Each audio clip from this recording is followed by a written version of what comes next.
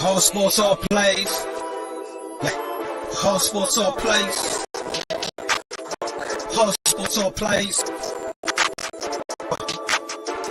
65 niggas talking the Yankees due to the days behind the court, the down in the lane, but ride top. All stations, information in the airways, taking the nation. Whole sport all plays, they work in your faces, grace at the field, so tired of laces. Whole sports all plays.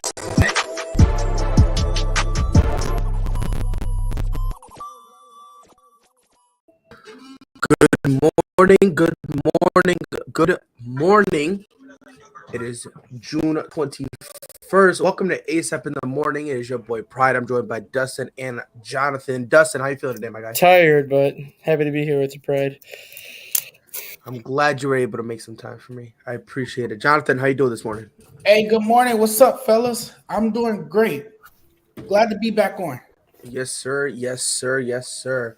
So we have a lot to talk about. So let's dive right into it. The first thing, and I never thought in my long-legged life, in my lifespan, I've never thought I would say this. The Mets are good. Holy wow. The Mets are good. They can actually play baseball. Right now, leading the division, they're 5.5 games. I believe the Braves are in second place.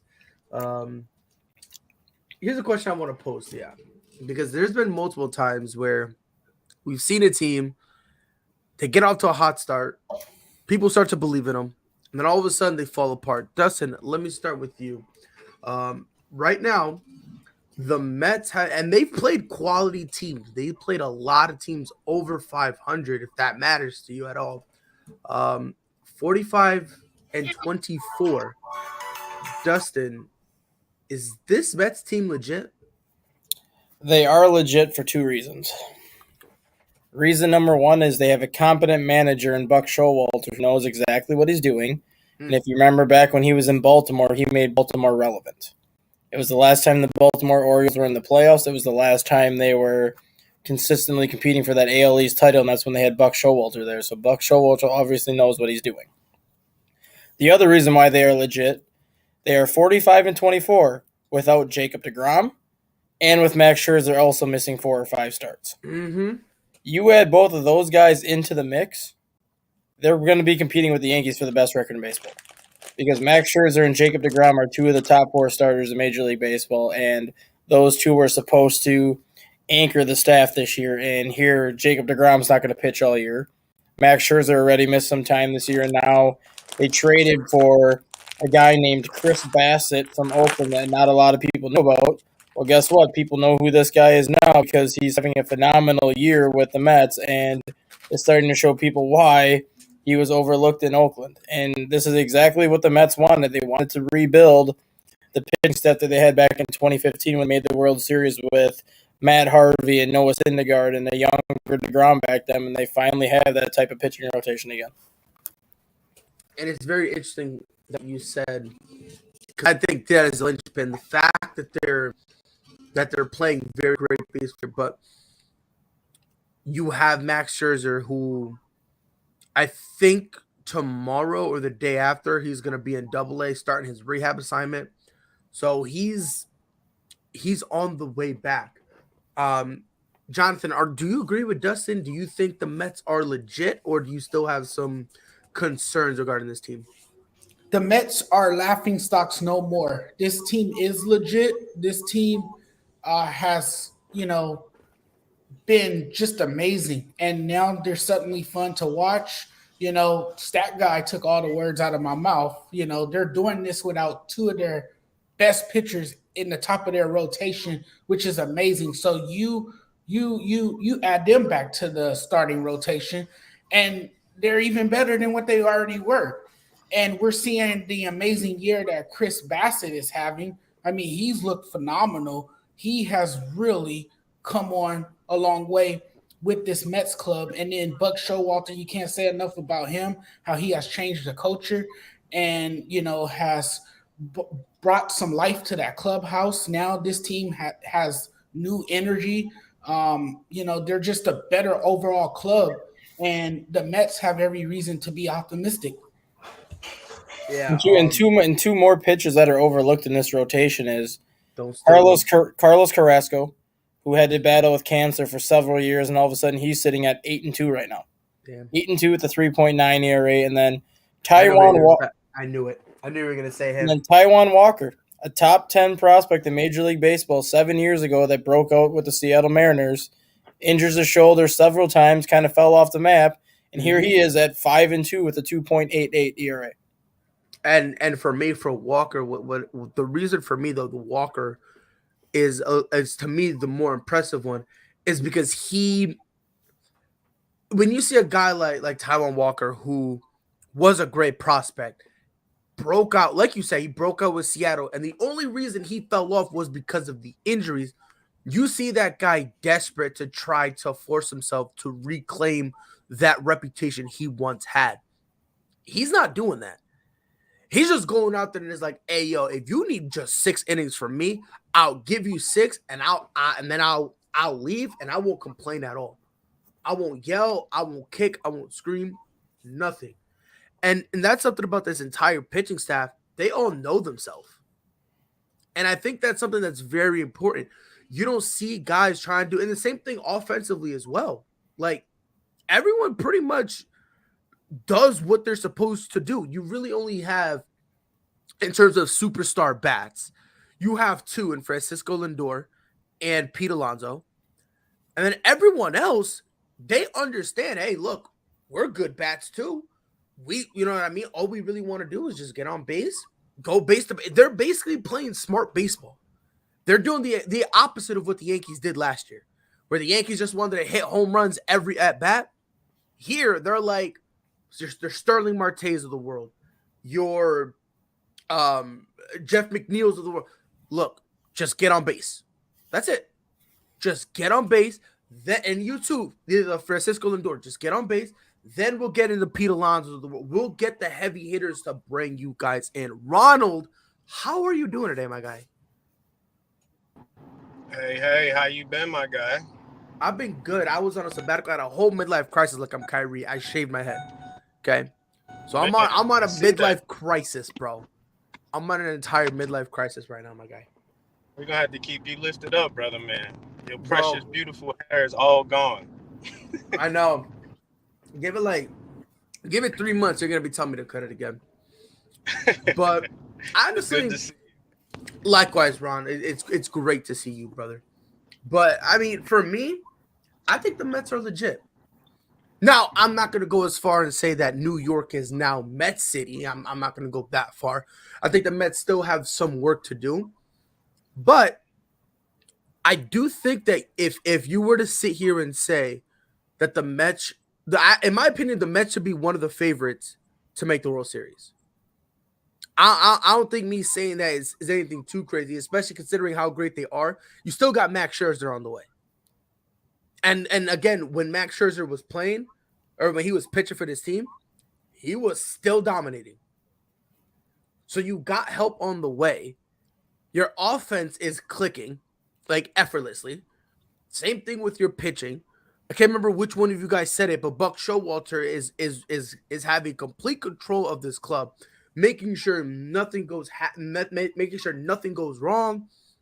He's making sure he makes the proper adjustments.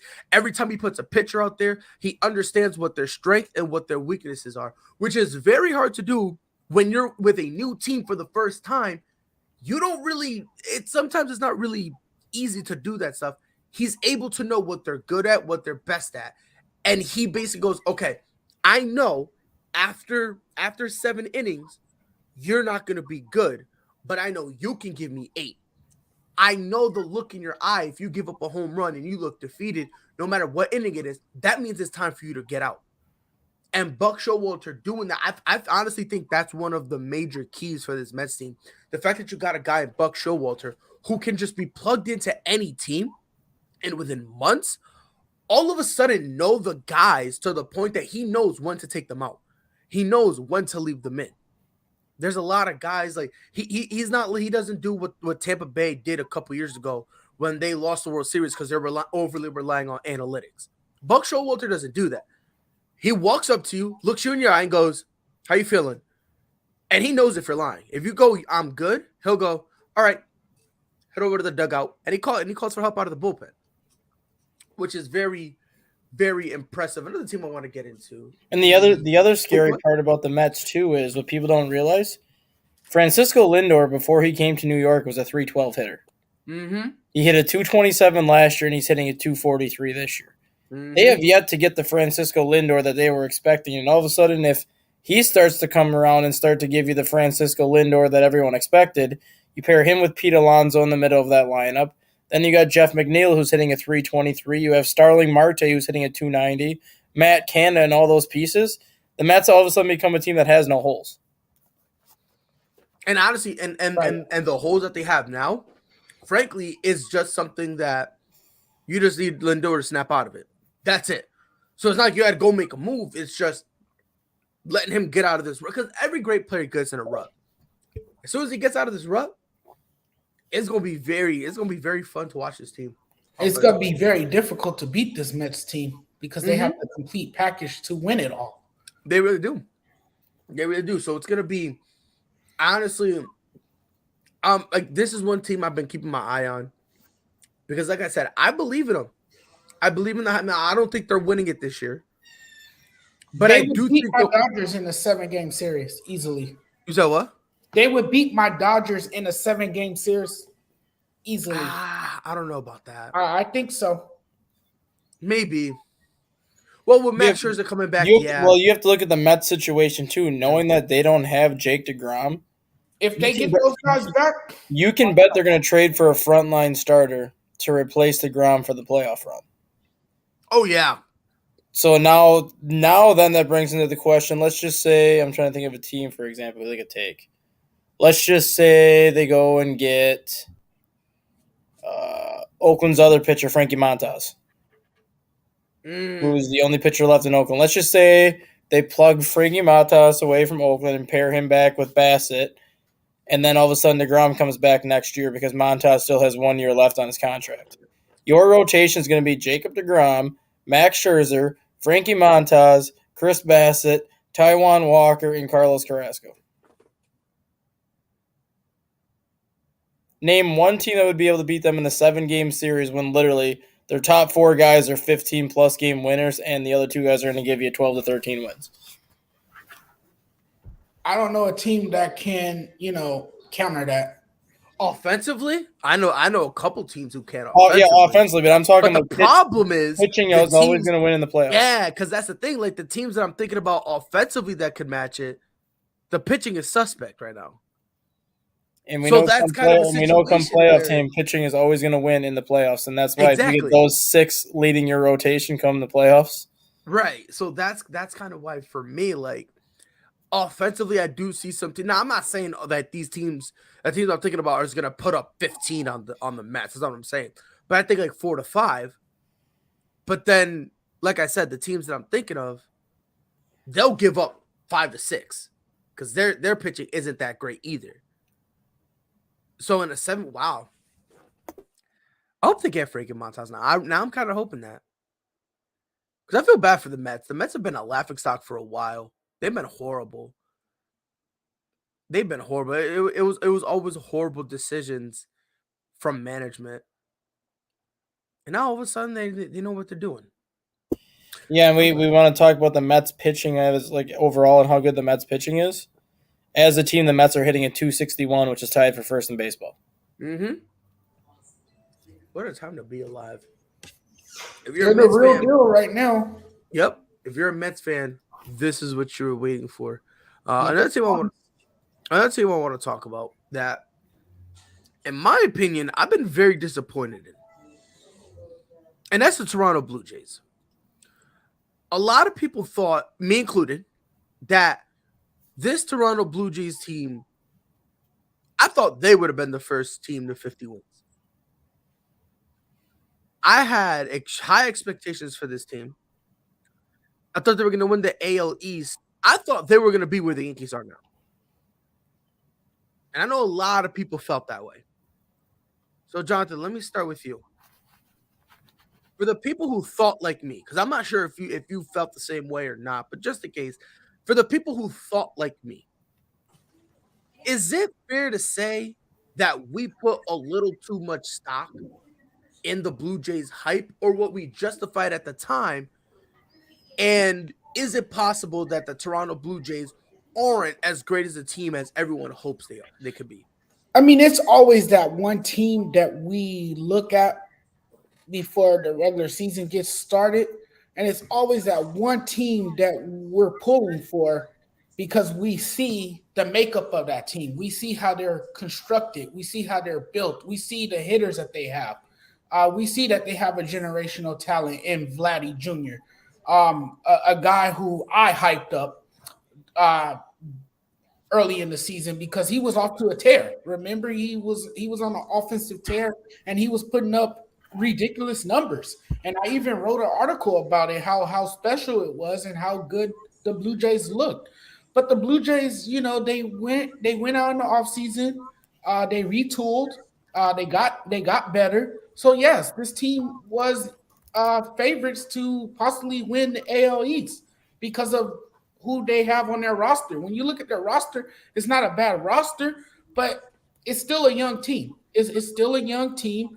They're still going to need time to grow, to come together as a team. And once they do, they'll be a legitimate threat in the AL East. And, there's definitely a bright future ahead for the Blue Jays. But yes, I think we spoke too soon about them and we spoke highly of them. And, early on, to answer your question, Pride, it was justifiable. Because again, how this team looked coming into the regular season. So I have the Blue Jays up there as well. I like their rotation. I like Vladdy. I think he's one hell of a hitter. It just hasn't gone the way most people thought it would go for the Blue Jays early on. First of all, Chris, what up, my guy? How you feeling? All right, how's it going, guys? I'm great. I'm here so I don't get fined. To quote the great Marshawn Lynch. Chris, the Blue Jays. I don't know if you heard me go on my whole spiel, but I thought they were gonna be one of the top teams in baseball. 38-29. They're 12 behind. They're 12 games behind the Yankees in terms of the AL East. Are you disappointed that Toronto is in second place? Are you disappointed in their record? Did you kind of see this coming? Like, what are your thoughts on Toronto kind of selling, the people like me that believed in them? I am kind of disappointed. I thought Toronto would be doing better than what they are. I mean, they have the hitting lineup, and their pitching is not bad. They have a 3.91 team ERA, so it's not like their pitching has been terrible. But they just haven't been able to put it together. They killed me last night. I picked them to beat the White Sox, and they got killed by the White Sox last night. But I mean, with Vladdy and everybody they have, you would have thought that they would have a better record than what they have. They should be more than just 2 games over 5 or a game over 500 now. So I don't know. Maybe they'll pick it up, but I mean, with their pitching line being 3.91 ERA, I figured they'd have a better record than they have. But yeah, I feel like they've been a disappointing team this year as well. So Dustin, Toronto, as of right now, they are kind of I feel like saying a middle of the pack team is mean. I feel like that's mean, but that's kind of how they've been playing. But as a team, they have a batting average of 254. And in terms of pitching, they have an ERA, like Chris said, 3.96. So, Dustin, is there something you think the Blue Jays can do to fix themselves? Do you think it's a situation where it's like the Mets, where all you need to do, there's no trade, just got to have certain players kind of snap out of it? Do you think that the Toronto Blue Jays need to make some moves in terms of pitching or the lineup? You think some rotational moves need to be made? What would you do, Dustin? Or would you leave everything the same and ride it out What would you do right now if you were in control of the Toronto Blue Jays? You have to leave everything the way it is and write it out. For one, because nobody expected the Yankees to get off to the start they got off to. There's not a person in baseball that expected the Yankees pitching to be where it is. There's not a person in baseball that expected him to be the first team to 50 wins. Yes, they have the offense that can do it, but their pitching has never been as good as it is right now. So the fact that the Yankees got off to the hot start that they've gotten off to, you got to tip your hat to Aaron Boone and the job that he's done with that team to get them where they got them. But I kind of put them in the same conversation as Tennessee baseball for the NCAA tournament, where Tennessee just cakewalked through the regular season schedule, cakewalked through their regional, and then lost to Notre Dame in the super regional. It doesn't matter the kind of start the Yankees get off to if they can't finish. The thing with Toronto, though, yes, they have all the offensive pieces that are going to do damage. Offensively is not the problem for Toronto. It's the pitching. And that 3.97 ERA is very deceiving, and I'm going to tell you why. Alek Manoah is their best starting pitcher. He's a 24-year-old who is 8-2 with a 2.0 ERA. Their big offseason signing in Kevin Gausman is 5-6, so record-wise he has not been great, but his ERA is a 3.21. Very solid ERA between those two. Here's the rest of the Blue Jays starting rotation. Jose Barrios, 5.11 ERA. Yusei Kikuchi, another big offseason acquisition, 4.97 ERA. And then obviously Hyun-Jin Ryu, 5.67 ERA. The starting pitching has been the problem for the Blue Jays. And last year that was their biggest strength, was their starting pitching. And now that has become their weakness outside of Manoah and Kevin Gausman, which is why you ride it out, because at some point you got to think Barrios is going to start to get it together. Yes, he might not have a good ERA at the end of the season because his ERA is so high right now, but if he pitches a 3.2 the rest of the way, his ERA is going to end up around a 4.1.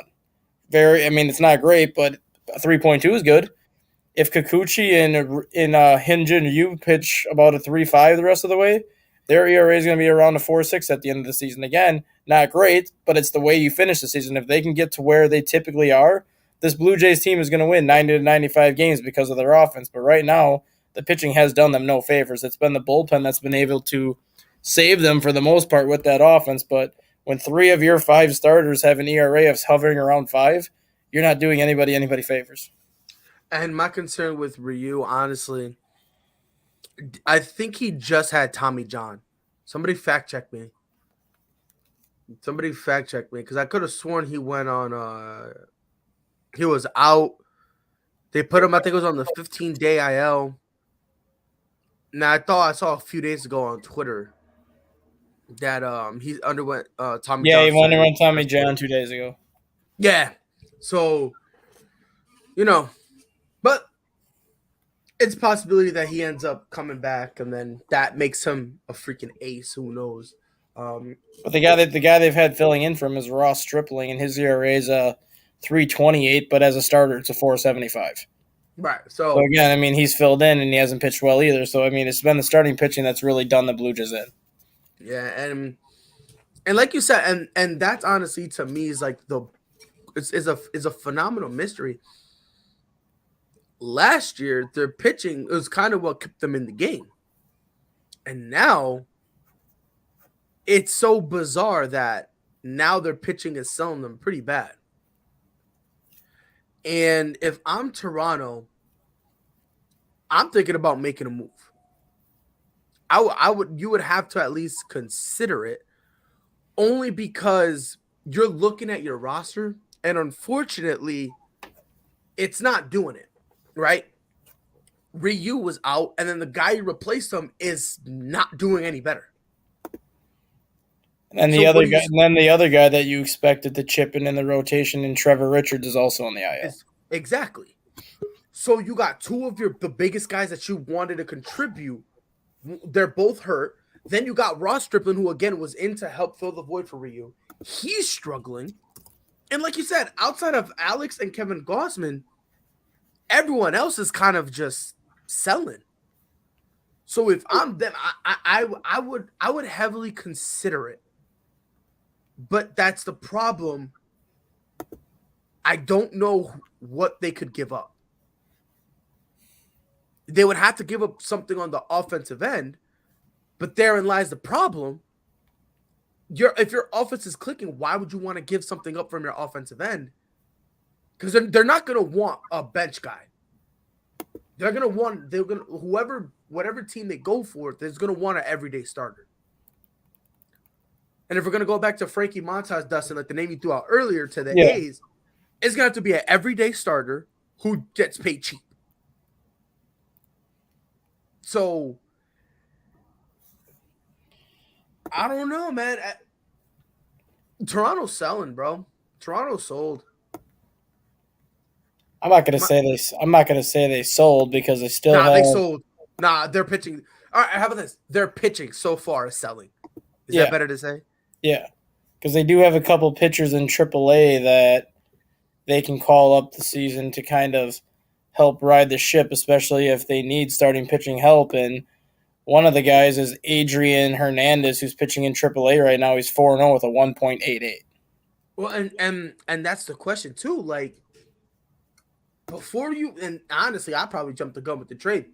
Do you go to AAA? Like, do you go to your farm system and go, you know what? Let's bring you up. But then that's the awkward part, because if you do, someone in this rotation is going to lose opportunities, so you might as well trade them anyway. Hey, that's what the Chicago Cubs have pretty much done at this point. They've pretty much said, screw it, we're just going to use all four of our four prospects in our rotation right now and stick with Kyle Hendricks. Yeah, they basically don't have anyone from that 2016 World Series roster. No. 3 people left. Yeah, if I'm mistaken, one is as useless as a poopy flavored lollipop. So let's just say 2 people left. And isn't that Jason Hayward who's still there? Yeah, somehow? Jason Hayward is magically. Jason Hayward is hitting a 191, and yet he is an everyday player because the Cubs refuse to cut him. I honestly have forgotten about him. They refuse to cut him. Jonathan, the only reason I remember him, the only reason I know he's still there, is because if you go on baseball Twitter, every single day, there's actually an account out there. I'm going to try to find it and send it to you guys. There's an account that actually has counted down how long Jason Hayward has been there past due. And here's the sad part, Brian. Jason Hayward is owed $23 million this year and $22 million next year. So that's $45 million he is still owed. He's still whether he plays or not, he is still owed $45 million. Yep. So what the hell is the difference if you cut him or if you play him? He's hitting a 191 with 1 homer and 7 RBIs. What is that even doing for you? It's taking away opportunities from a guy like Nelson Velasquez. It's taking away opportunities from younger players in the farm system who deserve to actually be on the major league roster right now because they're hitting 400 in AAA. But they can't because they're still paying this paperweight $23 million. He's just in a slump. He's just in a slump. He'll work his way out of it. I don't see that happening. He is done in a 6-year slump. If we're gonna be honest, at this point, his career is a waste of talent. Jason Hayward couldn't hit water if he fell out of a boat. It's horrible. He's useless out there now. It's so bad, man. It's so bad. And it's to the point where defensively, and it's funny, defensively, offensively, like, you know how, like, usually at the end they all kind of go out and they kind of high-five each other and all that stuff? Yeah. He looks so much like an outsider, it's not even funny. Like, he's just there and he's just kind of standing around and everyone's like talking to each other and whatnot. And he's in the dugout in the corner, like, when am I gonna get released? Wow. Like, it's insane how he's an outcast. It's just because there's a whole new generation. To Dustin's point, he's taking up a spot, and I think he knows that to an extent. I think he understands it because Jason, he's not dumb. If he understands that, then he should be a professional and be like, "I'm not cutting it. Put somebody else in. No, I'm still gonna get paid one way or another." No, I wouldn't do that. Hey, maybe I could sit in the dugout and just chill and still collect my paycheck. I'm good. He could be a defensive replacement in the 7th inning and still collect a $23 million paycheck. Exactly. I would stay and my give ass the home. younger guys an opportunity to flourish and show what they're made of, what they But can possibly bring. The Chicago Cubs right now have a right fielder that they just called up from AAA, Nelson Velasquez, who hit 28 home runs last year. And they basically told Nelson Velasquez, Hayward's going to start over you. You are literally coming up to fill an injury spot, and you might see a couple starts against a lefty. What the hell is the point of calling him up from AAA if you're not going to play the guy? I mean, that's in my opinion. I think that's and the sad part about it. You know what all that's gonna do? That's just gonna make him lose his momentum, lose his rhythm. Then he's gonna go out there, and then he's gonna go 1 for 10. And then instead of saying, "Man, they kind of did bring this kid up, and he's probably cold," instead of saying that, everyone's gonna go and say that he's a bust. And the other one that makes me so irritated is Darius Hill, who I know none of you are probably familiar with him because you don't follow the Cubs like I follow them, but Darius Hill was a 20th round draft pick in 2019, and he's worked his way up to AAA. He is hitting a 441 in 31 AAA games right now. Why in God's name have you not called a guy up who's hitting a 441 in AAA to see what he can do? Because they don't have the space for him. It's because Hayward is there. He plays right field and center field, and he's hitting a 441. You gotta stop hating on Hayward, bro. You gotta stop hating on him, bro. Well, I mean, if you're not producing, it's time to try something different. Yeah, but and he's that's the not manager. producing. It's the manager's fault and the Cubs' fault for keep putting them out there. Right. Honestly, yeah, because if this is just me, if I'm management, I would look at someone else. But if I'm a skipper, Well, Dustin I'm talked about it benching yesterday, him. though. yeah, if Dustin I'm a skipper, talked about I'm it yesterday. benching him. I don't care. I don't give a flying for David little Ross stick can't. how much. David Ross can't bench him. Dustin Why? talked about it yesterday because he's a puppet. Jed Hoyer's already told David Ross he has to start Jason Hayward. Yeah, he's Fire me then. What? I'm benching David, him. like David David Ross Bowles is a said. puppet. David Ross literally has no control over this team. He has no control who gets called up from AAA. He has no control over who gets sent down to AAA. He is literally a puppet that they brought in, knowing that this team was about to go through a rebuild, and they knew that they were not going to be able to get any other quality manager to take this job. So by bringing in David Ross, it's basically a lose-lose situation for him because if the team struggles, he's going to have a hard time getting another managerial job, and at the same time, the Cubs can look at it like, whatever, we can just use you as a puppet, do what we want to do, and you're going to be the scapegoat when we start doing well and we fire you. And I don't think Ross would be a bad manager if they would He wouldn't be. allow him to have control. The first 130 games as a manager, he was, I think, 70 and 45. Mhm. No, 70 and whatever it is, 755 or whatever. So he was actually very good at his first 140 games as a manager. And then they started making the trades to get rid of Baez and Bryant and Rizzo. And since they got rid of those guys, he's 50 games under 500. And I don't mind them. You know, my thing is that if you're gonna move on from those guys, fine. It is what it is. That that doesn't bother me. But like, if here's the part that kind of blows my mind when it comes to the Cubs. You get rid of Chris Bryant. You get rid of Anthony Rizzo. You get rid of Javier.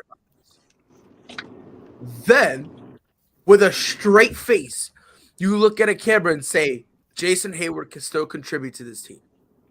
And then with a straight face, your general manager looks at the camera and says, "We're not rebuilding. We're retooling." Like, what? You gotta love it, man.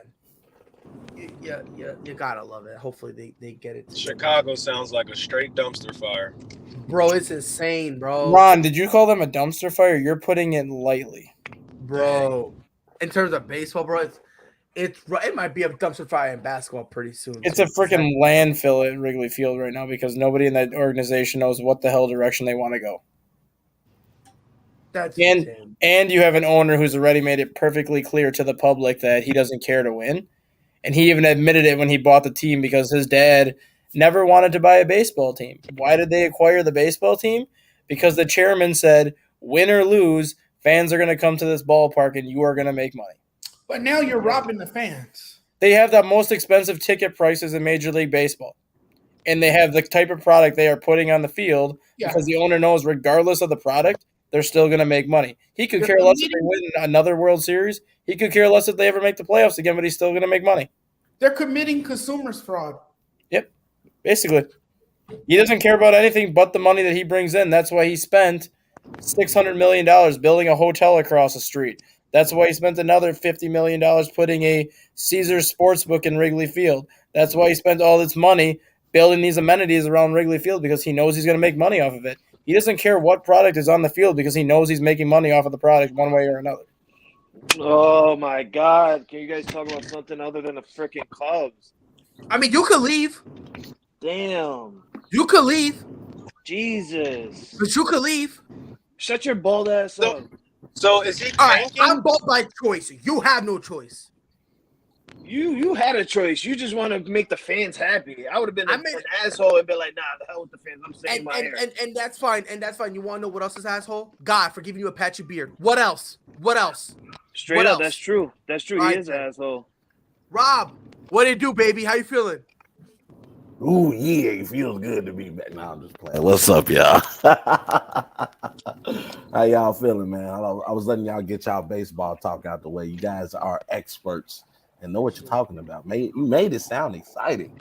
Rob, we're gonna get you into baseball, bro. We're gonna make you love the Chicago White Sox a little bit more. It's all right. I saw they won yesterday, so Me and Frankie, we're gonna tie you down, right, to a chair. And then we're gonna duct tape your eyes open, and we're gonna put the MLB Network. oh, Nope. And that's it. All And that's day. all Look, you're I got a All better day. I got you're a better trying to kill solution. me. You're trying to I got kill a better me. solution, Rob. I'm gonna drive to Chicago. I'm gonna pick you up. We're gonna make the 4-hour drive to Iowa, and we're gonna watch the Cubs versus the Reds at the Field of Dreams. Oh my God, that's amazing. Bro. That's amazing. See, If the you Field build of it, Dreams. I would love to Bro. go to that Field of Dreams Bro. game. That'd be awesome. That's amazing. If you There- build it, Yeah, I would love to experience that. Now they picked the two worst teams to do it, but the actual Field of Dreams is still. Yeah, last Very. year was legit. White Sox versus Yankees, and the White Sox with a home run at the end. That was a pretty good game. Well, I saw it. This is when they like walked out of the bushes and stuff like that. Yeah, because Yeah. where the home run is, that's a maze. Yeah. yeah, can he hit actually it right play. at the maze. You know, it's funny. There was Frankie. It was funny because some of the Yankees players came out and they were like, "Yeah, I don't know if we want to do this again." They asked why. They were like, "We got lost." Like Yeah, some of us, bro. they're like, some of us got lost, and we're like screaming for help. Bro, and all they were this like stuff. almost late to the game. Yeah, Garrett Cole's 25 minutes late for the game because he went the wrong way. yeah. Like, cause you just get lost. Mike, how you feeling, my boy? What's up, man? How Oh you nah, feeling? get that out of here, bro. I want to see that sexy face. Oh, God, no, I bro. got no clothes on. So that's Okay, even good. better. Come on. Like what? That's a hot take. That's a whole different show. There's no CEO and stuff in here. Mike Hughes. What up, man? But all right. I He heard we us were talking shitting about on. the Cubs I and heard he we were decided to shitting on come on. Jason Hayward, so I was like, Oh, you missed it. You missed it. ah. You Go literally ahead, missed say it. what you gotta say. Say what you gotta say about Jason Hayward. Please, though. I'll give you an I opportunity. I just wanted to say, like, to Pride's point, it wasn't that anybody sat there and they were like, "Yo, we'll keep Jason and trade everyone else." It was more so, God damn it, no one else wants Jason, and we can't eat that money. So Jason's just kind of here, you know. That's it. And no one sat there and was like, "No, yeah, out of the entire core, keep Jason." And by the way, for all of you non-baseball fans, I'm gonna break it down for you the easiest way possible. Jason That was Hayward staying. I'm gonna explain to you. Jason Hayward staying with the Cubs would be the equivalent of the Lakers trading Anthony Davis, trading LeBron, keeping Russ, Yes, and then looking you in your face talking about we're here to win. Yeah, Yes, 100%. definitely, That's definitely. what it is. It's like when your mom forces you to play with that kid down the street that nobody likes. It's kind of like that. It's like, Yep. you know he's not a part of the group, but you kind of just gotta suck one up for the team for a couple. You more have to, years. because if you don't, you get yelled at when you get Hey, home. look, this is your reaction. Yep. 100%. It's like that last. It's like that last person. You're the team captain, and it's the last person that you got to pick, and you don't want to pick him. You're like, just go to the other team. You know, But they I can use that I guy. will say this though, Pride. In all seriousness, though, I know we're in the direction right now, Frankie and and I'm Matt. biased because I'm friends with a few of these guys in AAA. but I think these kids in the minors are kind of some dogs. Javier Baez sucks right now. Chris Bryant has 0 home runs. The only one living his life is Anthony Rizzo, and Frankie knows all about that. But even he's been ass. I mean, if he wasn't on the Yankees, he's just a guy batting 190. It's pretty bad. So I'm not even tripping about it, to be honest. I'm just more tripping about the fact that Jack kept Jason Hayward. That's just, and I'm not even a Cubs fan. Oh, it's just too much money to drop, bro. Like You drop it. You drop it. Yeah, You Mike, you You gotta drop that drop money. that. You gotta eat that money. He's getting paid one way or another. If you're not gonna produce, just eat it. No, I'm Man, the saying hell with you're, that. you're, Leave Mike you're alone. a cheap ass owner. You're not gonna drop it. You know, like that's just Mike's- what it is. Because like Mike's not now a the Yankee fan. Yeah, now the problem I have, Mike, is they called up Nelson. They called up Nelson Velasquez to do what? Not play. What the hell's the point of it? It's not even ready. All that kid does is hit home runs. He doesn't do anything else. Then why don't we call up Darius Hill, who's hitting a 440 in Iowa? Let's see what he can do. Man, I'm starting the heat. Mike Hughes is a Yankee fan. He proved it yesterday. Hey, listen. I go where Riz follows. Hey, we accept you, baby. By the way, hold on real quick. Isn't it his sister's birthday today? Yes, sir. First of all, happy birthday, sis. The only Lakers fan who abandoned ship and was a Golden State fan. Was she at the parade? Damn, disrespect. Nah, I'm saying all this stuff. I'm saying all this stuff because she's not here, so she won't kill me. What's You feel me? So I'm in a safe space, so I feel like I can say this. I mean, No at one least she says went. that. At least she went to the parade. Where Rob Scott, Mr. Steph Curry follower, didn't go to the parade, or Mike Hughes, Mr. Klay Thompson follower, they didn't go to the parade. That's Where were because they I at? was earning a check. I Mike. appreciate that, Frankie. Mike, all Thank those you. people were earning checks on Juneteenth. Mike, Yeah, I unfortunately had to work on Juneteenth, Mike. as you very well saw, because I was taking a flight back home. No, yesterday. that wasn't work. pay. That wasn't work, bro. You was That on the red wasn't carpet. that wasn't vacation. Yeah, you was because on the I red didn't get to carpet. do anything but go to the convention center You and took then go that back to picture, the bro. hotel. Stop. That was a Stop, business Rob. Stop, Rob. business You- trip. Respectfully, We I seen- was with some bad bitches, so I don't even want to hear that. We seen the smile you had with Vivica Fox, Mister. Hey, Stop don't lying. get mad because I work in places where Vivica Fox and Mercedes from P Valley shows up. I'm just saying, you was Mike. Hold on, Mike. Yes, sir. Remember when you said Klay Thompson was going to be MVP? Remember top 75? Yeah, I'm asking. Hey, he was remember when quick with Damian it. Lillard was on the top 75 for just being here? Remember that? I think you could make an argument he deserved it. Hey, that's all I gotta say. What? Oh my God! Now tired? he's stealing Steph Curry's. I don't get it. You There tired? go. He talking about, I'll get it. You tired? Listen here, Hector. Leave me alone. Oh, Oh, that reminds me. So I was chilling with my fiance's uncle and her cousin. He called me Jada with the alopecia. Oh, yeah. I my thought that was the God. best one. I told I was gonna give him props. So it was funny and it was crazy. I Where was was asleep. Will? Where was Will? Will was lurking kid- around the corner. And this kid committed because at 3:00 in the morning, I'm knocked out. This kid sends me a link to Amazon. I wake up this morning and I click it, and he sent me a link to Amazon for alopecia lotion. This kid committed. Swear to God, like this kid committed. He's one of a kind. That kid is one of a freaking kind. So Hey Frankie, why you hating? I hope you prepared for another Golden State parade next year. I'm calling it now. Well, I I'm sure calling hope it so, 'cause now. that Hold parade on. was I'm calling great. it now so Hold people on. don't get it misconstrued. time out. I'm gonna correct you, sir. Nobody's hating, all right? Because I picked the Warriors to win the finals. Yeah, All right. And- yeah. You picked and- the Warriors, but you were sounding awfully a lot like a Boston fan. Nah, way because you defended because, Boston. no, he was I'll- doing that to piss Jay off. No. I know it. He was doing that to piss yes, Jay off. that's That's a what it big was. one, yes. That's what. But it's also I'll back him up on that. nah, but it's also like Pride was dealing with some like heat throughout the entire literally I we have was. about 30 people I was. in our group chat, and he was getting heat from at least 28 of I'm them. gonna tell you like this. Pride, you my man's $100,000. You stood 10 toes down on Boston, 100%. and I respect that, bro. 100%. 100%. I'm not. You I'm not. Ron, you guys are who's forgetting. cool. You guys are I'm not forgetting, Ron, for one. who's a Philly fan today, Hawks fan tomorrow. Yesterday was Get a off my Heat man, fan. bro. And I like that now. I like that now. You feel me? I'm 10 toes deep on the Boston Celtics. Nah, bro. but I even like me and Pride talked about that earlier in the season too, and I feel like now he kind of gets where I was coming from with it. It's not even just the network; it's everybody, bro.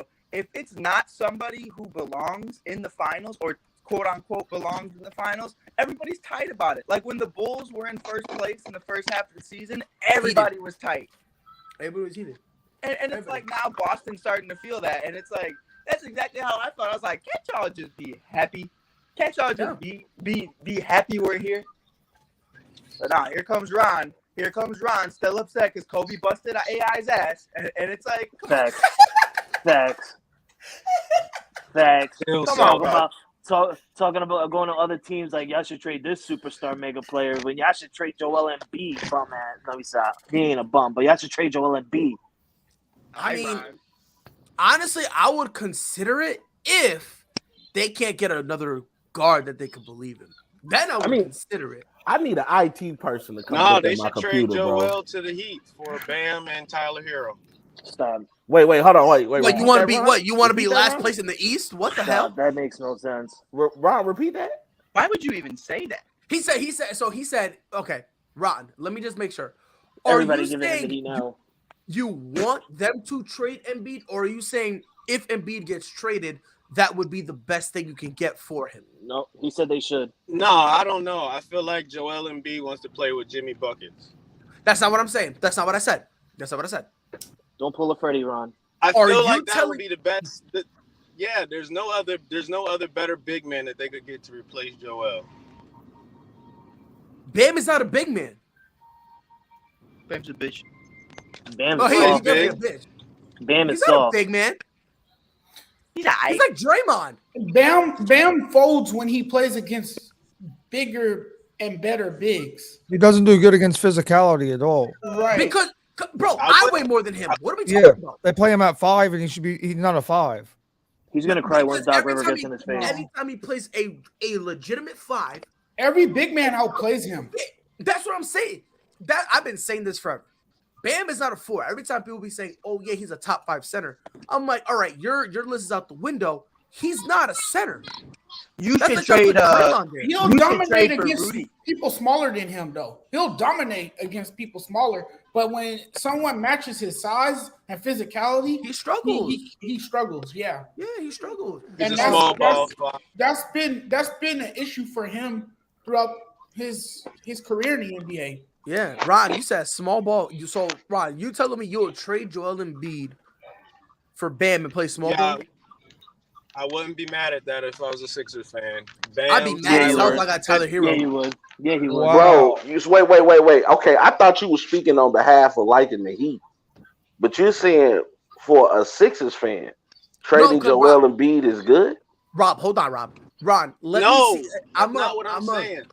Yeah, Ron. Ron, let me try to break down what you said because I think I know what you mean, and I'm gonna try to break it down, and you let me know if I'm wrong. You smoking I that think what shit. he means is, when you trade a superstar, you're never gonna get the same.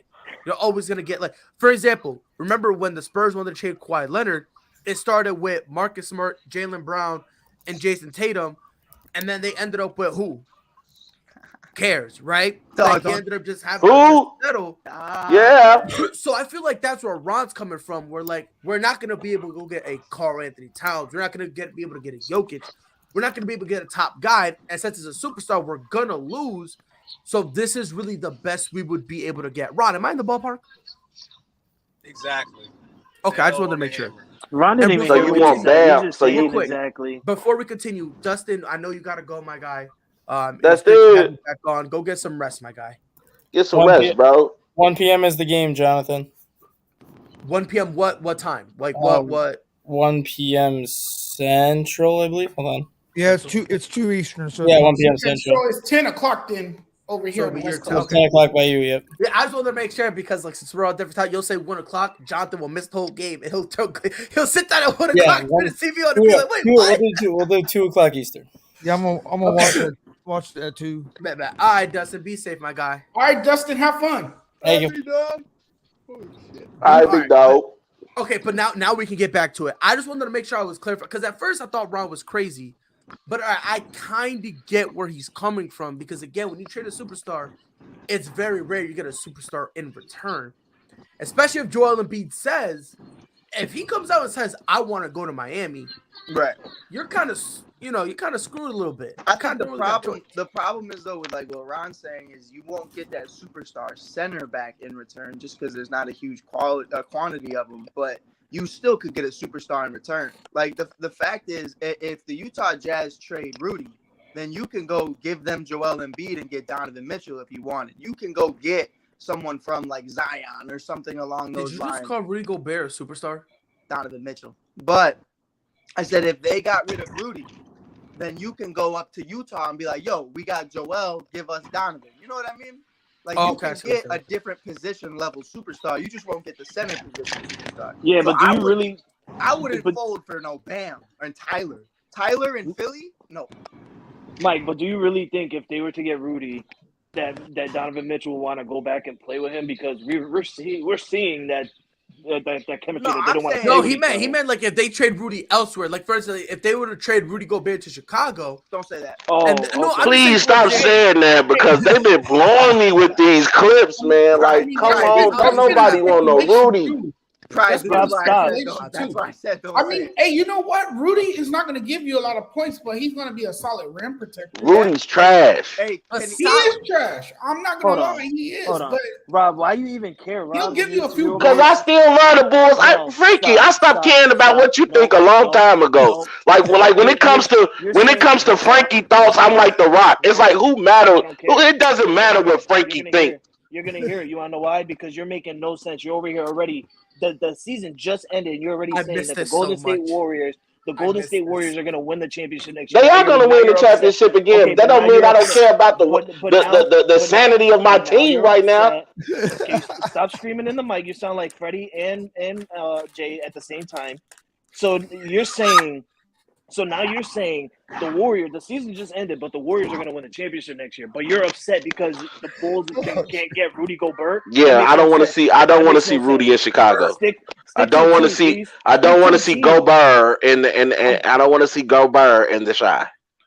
I'm getting really confused with your life right now. Well, stop watching me. I'm gonna continue watching you. Stop watching me. Stop watching me because you're a confusion to the sports nation world. I'm not a confusion at all. Steph Curry is my favorite player. Chicago is my favorite team. What's more? Why are you confused about that? You're so confused. You're stuttering. So Steph Curry, you guys are hearing this, right? Steph Curry's his favorite player, but his favorite team. But yet he's picking the Warriors to win next year's championship. Because they have the best player in the NBA right now, which is Steph Curry. Oh my God. Oh my God. That was me in the 90s, though. I loved Michael Jordan, but I was a Laker fan. I don't know why. Why is that so confusing? Hold on, Rob. I want to talk. Steph Curry, the best player in the to NBA. Me. Okay, I'm gonna say to me, Pride, because I don't want to argue with you. I'm thinking about that. Like, I think it's valid. You think that's valid? I think it's valid. Who's proven otherwise? Giannis not still up there for you? Giannis is like Curry should be at least in the conversation. I know. Don't get it twisted. I know he's in the conversation, but my thing is like, don't get it twisted.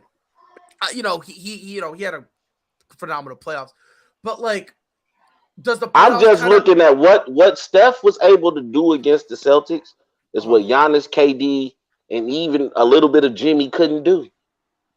Steph, he went out there and did his thing against the best defensive team in the league. He still averaged his points. He shot over 50%. He got back to that three-point assassin we know to love. Steph Curry proved himself. I think you got to look at who he bodied, too. He bodied Jokic. He bodied the defensive player of the year.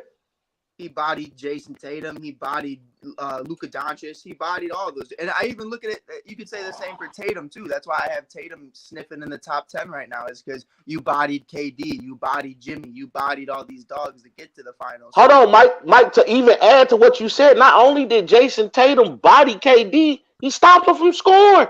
Yeah, like that's where it's like. He stopped him from scoring, and they couldn't stop Steph. you got to look at it from both. I mean, well, Tatum wasn't gonna. That's where Marcus kind of belongs in that threshold, but that's a whole different conversation. But I kept saying this, and nobody wanted to listen. With the Celtics defense, they are great when it comes to players that play ISO ball. But it's gonna be hard because Steph doesn't stop moving. He doesn't stop moving. So as a team, you're gonna get yourself in trouble doing all this switching because of the fact that Steph doesn't stop moving. They should have just wore sandals. Hear me out, Pride. If the entire Boston Celtics just painted their toenails and wore sandals, Steph Curry's got that feet fetish. You know, you'd probably be able to distract him. My question: did your team lose in the first round in 5? Yeah, my team's ass. All right, so respect. Respeto,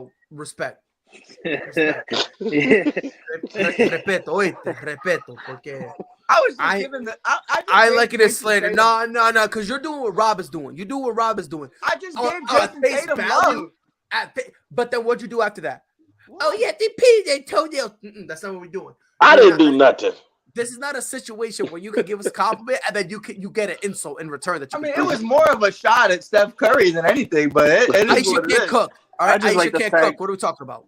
I just like the fact that Price said Mike did your team because he could have easily went, yo, Mike, didn't your and Rob's team lose? But no, he said Mike's because he knows that Rob's not. I understand, Brian. I got you, what fan of Rob is. I'm going to need him to submit it to me in writing so that way if I can have any confusion, I can look and go, okay, boom, that's what it is. I got you. Fax that out. Fax that over, Rob. Yeah, I got you. That's all I want. I got you. Hey, Pride, what's your email address? Put it in there. I'll submit it to you in writing and get it notarized as well. Demons. There we go. So I'll be awaiting. Hey, Frankie is a troll. Just want y'all to know that. Bro, I'll be back. I refuse to go into your trollism. Bro, I'm a fat, sexy, hairy troll, but you know what? You still love me. I do love you, Frankie. You're Frankie the Yankee. Who cannot love Frankie the Yankee? Exactly. The Yankee. Exactly. That's a good one. That's So- actually runs. But speaking of, because Rob, he brought up KD, his partner in crime, Kyrie, probably on the way out. Is he going to reunite with LeBron? I hope I don't know. I don't know what he's doing. But this is a question I want to pose to all you guys. And this is the question I have. We'll start with you, Rob. Let's say Kyrie leaves Brooklyn. Let's say they continue on their impasse and they have no idea and they split ways. Should his next move be focused on winning a ring, cashing in for money, or should he go to a place where he can spend a couple years to kind of fix his reputation around the league? Because he could hoop, but his availability has been the main question. So should he focus on the ring? His next step should be about the ring, about the money, or rehabbing his reputation as not being available. Well, first of all, we know Kyrie doesn't care what people thinks about him. But he needs to about the teams because he wants a max contract and no team's going to give it to him. I don't really think he cares about basketball at this point. Kyrie's made money. He's won championships. Championship. If I'm not allowed to say championships about Paul Pierce, you're not allowed to say that. No, you're right. You're right. It's a ship. He won a championship. He got to play with LeBron. He's kind of got to do whatever he wanted in the NBA. I've never seen that where a player can just say, I don't want to be there. Well, you know what? Derrick Rose pulled that one time because he left with a haircut and came back with dreads. But John, he's not lying. Nah, straight up. I remember that. Yeah. Yo, that's my favorite clip. And y'all welcome him and open on. I've been 24 hours. Kick rocks, I say it. But honestly, what I honestly do think is that Kyrie, if he does leave Brooklyn, he should publicly apologize to Kevin Durant. He should publicly apologize because he is the reason that you are there. You're the reason that he's there. You're the reason he's in Brooklyn. I get what you're saying, Frankie, but that'll be the biggest slap to the face of cake. Think about that. You left Golden State. You left a team. You left a team that was winning championships to go play with your best friend, and it totally went to hell. And at the end of the day, your best friend left you high and dry. That would be like the ultimate last kick in the ass to Did Kevin you see what Durant. KD said the other day? Did you see what he said about the Golden State Warriors win the other day? No, what did he say? He said that the Warriors did not need him to beat the Boston Celtics. They needed him to beat LeBron James. The CP3 Harden, CP3 Harden. Yeah. I don't know if he really said that. I don't think he said that. Did. I think he did because he's such an asshole like that. But you know what? Even if he did say that, he slapped back at Barkley. But even if he did say that, all of his statements are that you can't really look at them as true, because at the end of the day, the Warriors won before him, and now they won after him. And you didn't even make it out. You didn't even make it out the first round, and to make it so bad, they beat the team that swept you. They beat the team that swept you. But let me defend KD here for a minute. Go ahead. I never thought I'd see this day. No, what pride? No, it's not. I can't believe it. I can't believe I'm saying that. But I think at some point, we need to look at Golden State and call them a bunch of bitches. Wait, what? We have to, because after they lost, they all flew to see this man. They called him and said, "Where are you?" KD was like, "Oh, I'm cool here. Why? What's up?" The Hampton Four, whatever whatever they call it, the Hampton Five, or whatever they want to call it. They all hopped on a plane and flew to this man. Mm-hmm. And when they got there, begged for him. I don't think they begged. I'm gonna say this one more time. Begged for him. No, because he called and he answered the call, and he was like geeked to answer the call. He's like, "Oh, you guys want me? You guys want me? Really?" KD answered the call, and like I said, if you want to knock him for that, I'm with you. KD answered the call. But if Steph don't pick up that phone without Klay's blessing, without Iggy's blessing, without Draymond's blessing, without Steve Kerr's blessing, if he don't answer that call, KD got no phone to answer. So I'm just saying, for consistency's sake, I get it. We're going to kill KD. Of course, no problem. But for consistency's sake, if Golden State was truly about it, they would have never have called KD. They would have said, "You know what? We're running it back." Am I right or am I wrong? I'm not talking to you, Rob, because you biased. You too biased. No. You're right. You're right. You're right about that. I'm actually giving you that. You're right. You're right about that. But at the same time, I think they had real plans to include KD in future championships. But it doesn't matter. But what happened was KD, he smelt himself too much, bro. And Golden State proved the point. I feel like you can say that they lost some of their mystique, let's say that, by going to call to Kevin Durant and bringing him in. Mm-hmm. But I feel like they gained it back when he left. And you look at the results that each team went. He went to Brooklyn, they got swept. I'm just talking about if we're gonna kill KD for going to Golden State. We need to kill Golden State for begging this man to go save them. Well, we were. That was the reason a lot of people. I did. That was and Steph Curry was my favorite player. It still is. But what I'm saying is, I haven't critiqued them on the show because it's never come up. But you make it a point to mention, especially this year, you've made it a point to knock KD for the entire Golden State tenure. You've made that a point to knock him, and you conveniently leave out that they flew to this man and they begged him on hands and knee, like this man was a god, for him to go join them. And that was the reason that Steph wasn't in the top 10 discussion at first, was because you played second fiddle to Kevin Durant. But now he's catapulted himself back into the conversation, because now not only was you able to win without him, you won the Finals MVP. Bro, so he's made up for that lost time. He wasn't top 10 that year, the 73-9 year. He won unanimous MVP. But after you call Kevin Durant, you cannot be considered a top 10 player. You went to KD when he won unanimous MVP. People were saying he was better than LeBron, and people were saying that it was his league. Yeah, that was casual fans. That was casual fans. Nobody in their right mind said Kevin Durant was better than LeBron. I mean, Steph Curry was better than LeBron. I promise you, he was one of them. I'm gonna find it. I never said Steph Curry was better than LeBron, I'm bro. gonna find the message. Go ahead. I want you to go search. I want you to go search high and low. I want you to search over the peaks and over the valleys. I want you to search on the lowest of lows and the highest of highs to see where I ever said Steph Curry was better than LeBron. Frankie, you see what's funny about it? You know what's funny about it? Because listen, he said, and listen, like I said, he said LeBron is not as good as Steph when he won this MVP. And ready here, the funny part.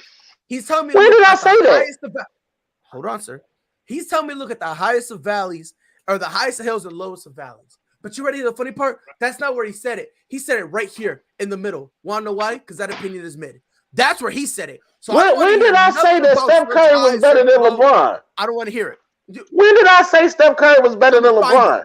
I'm gonna find it. And when I need you to find that. I need you to find that. But it'll take some time. Because I've always said LeBron is a Mount Rushmore player. See, all I'm saying is you said it. That's it. But I didn't say it. I didn't even say it. I wasn't even on ASAP when they were winning. Listen, what, Frankie? We gonna catch. Go find it. We gonna catch him. But here's my only thing: if we're gonna kill Kevin Durant, we gotta kill Golden State some too. We have to. Guess what? They're winners. Hey, don't get it twisted. They are. No, they are. Plugged up. But if in those 2 years we're gonna say Kevin Durant did, Kevin Durant sold out, whatever, we need to look at Golden State. You just went 73-9. You had a unanimous MVP that people were saying was one of the best players on the planet, and you had him groveling, begging, demanding Kevin Durant come save us. So I'm saying, I know you're a Golden State fan, Rob, and I know it hurts you to say it. I know it hurts you to hear that. All I'm saying, if we're going to kill KD, we also got to kill Golden State some too. That's why KD coming to Boston next year. Don't do that. Don't do that. I hope on top of what he got. He coming to Boston next year. That's what's about to happen. I don't want him in Boston. Go elsewhere. I don't want him. Go elsewhere, please. Don't. Dude, I will. I just want people to put respect on Steph Curry's name now. That's all I want. And that's fine. Put some respect on it. You should read my article, Rob. I put some respect on him. I'll send it to you. Thank you, John. Send me that, brother. And that's fine. You could put respect on him. You could put respect on him. I don't mind that. That's fine. Because I feel like people are quick to like crucify bro, but they don't give that man no love. What the hell is going on? Steph Curry only gets love outside of go. He don't get no love outside of Golden State. Nope. Love outside of Golden State. Nope. Everybody always trying to kill that man. He does, but then they praise other guards and not him as much. Because he's not the only good guard in the league. What are we doing here? He killed all the good guards. What are we doing here? That's why Dame Dollar lost some of his mystique. Because he kept having to see Steph, and Steph kept putting them boys. No, it's because he's hurt. He was hurt, and then Portland shut him down because they suck. What are you talking about? Steph put them boys to sleep. He was giving Steph buckets. Let's look at Portland's record against Golden State. I'm just saying, in that one-on-one match. Do you see the eyebrows? I see what Rob's doing now. I see what Rob's doing. The eyebrows? Because that's a lazy out. Because of course, Golden State always had the better team. Golden State always had the better team when comparing them to Portland. Man, wasn't nobody saying that when Portland was telling OKC bye-bye. Bye-bye. Wasn't nobody saying that. What are you talking about? Wasn't nobody saying that. They beat OKC, so why would you talk about Golden State? No, I'm saying everybody was talking about how great Damian Lillard was. In that series, he was. Yeah, and then you go against them. Then you go against them boys. You go against them boys. And he still had a great series. Sleep time. Dame balled out. Let me show you my camera again. Sleep time. Dame balled out. No, you're ignoring the point, and you're now relying on a little cheap tactic that Steph uniquely came up with. Meanwhile, it was done for millennia. The pride and Rob takeover. No, I'm just saying, like, No, because Pride always trying to come at my boy. No, Jonathan. This is what it is. This is why Steph will never, ever, ever get his legitimate, like, in terms of all time. This is why Steph always has haters. This is why. Because every time you try to give somebody an inch, you got people like Rob who take it and try to go a mile. Guess what? And every single time. And I'm going to keep doing it. Every single time Steph has his moments, people like Rob want to gloss over it and pretend it never happened. Every single time Steph stumbles, people like Rob tell you he didn't stumble. He was a little tired, so he was skipping. Every single time Steph doesn't show up, you got people like Rob giving him nothing but excuses. Every single time Steph gets scared to play defense and fix an injury and goes down and goes, "Oh, I'm hurt."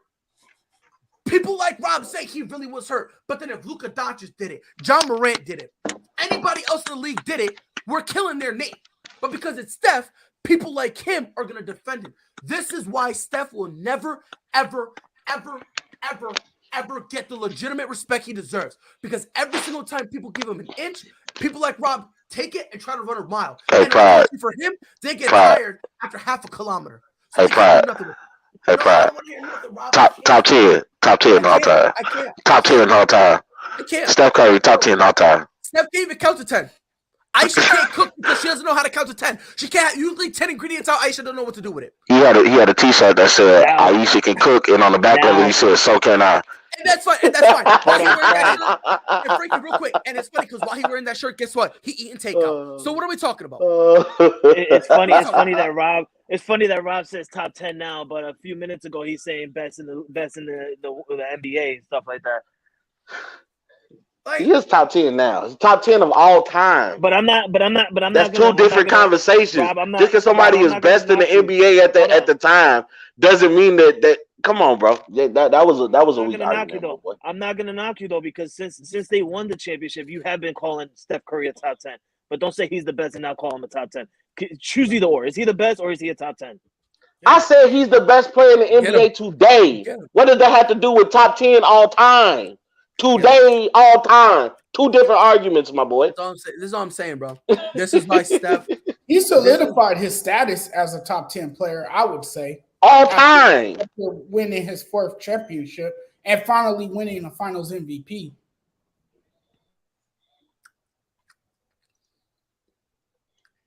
Talking about this big toe loser. Who's a loser, Steph? You talking about the guy that was the finals MVP? Oh, hello. Oh, yeah, I called. Yeah, I got two guys who need to be locked up in a loony house because to call Steph Curry top 10 is completely and utterly absurd. Completely and utterly absurd. Pride, name your top 10, Pride. Could you name your top 10, Pride? Could you name your top 10? Watch out, immature movies. Watch out, immature movies. Now, don't be immature, Pride. I mean, give me your real top 10. Watch. Well, he's going to say Jason Tatum, Marcus Smart, Al Horford. He about to say Paul Pierce. Hey, Prime finna name me the top 10 Celtics of all time. Ray Allen. Is that your punchline? Hey, Prime finna say Paul Pierce, Ray Allen, Rondo, Tatum, Brown, Frankie, real quick. Larry Bird. Did your team finish over 500? No, right? Okay, so we got a special corner for you. Go over there. You're in timeout now. So go over there. So, Rob. Did your team win the championship? Huh? Your team didn't win the championship, right?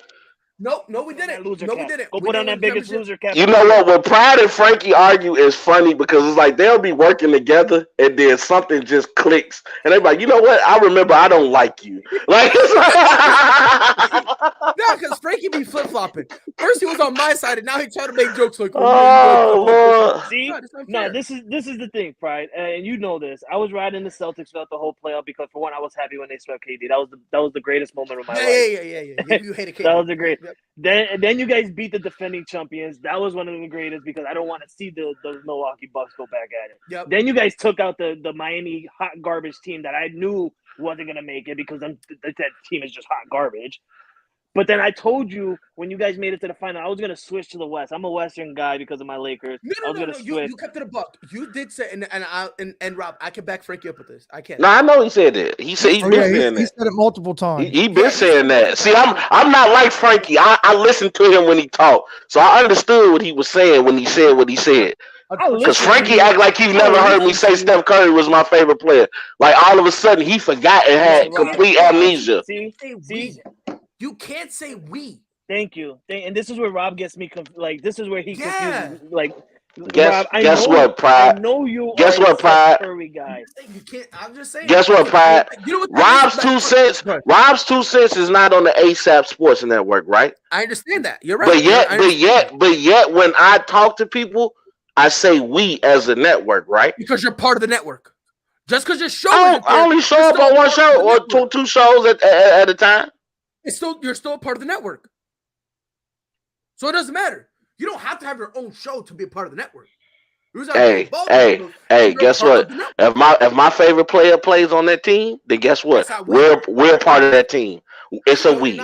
Dub Nation! Hey, I want to see everybody in the comments right now. Dub Nation!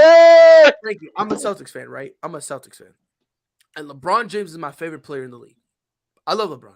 Yeah, you were screaming we in Cleveland. Every single ring he won, I never in my life said we. Yeah, you said it. I heard you say it. I never said we. I didn't even know you, and I heard you say it. And you're lying. You're lying. Go look at the highs and the lows. Hey, Pride, you heard me? I didn't even know you, and I heard you say it. I didn't even know you. Moving on to the NBA draft because Rob is. Oh Lord, I love you guys. Draft, man. I love you too, man. I miss this. I really do.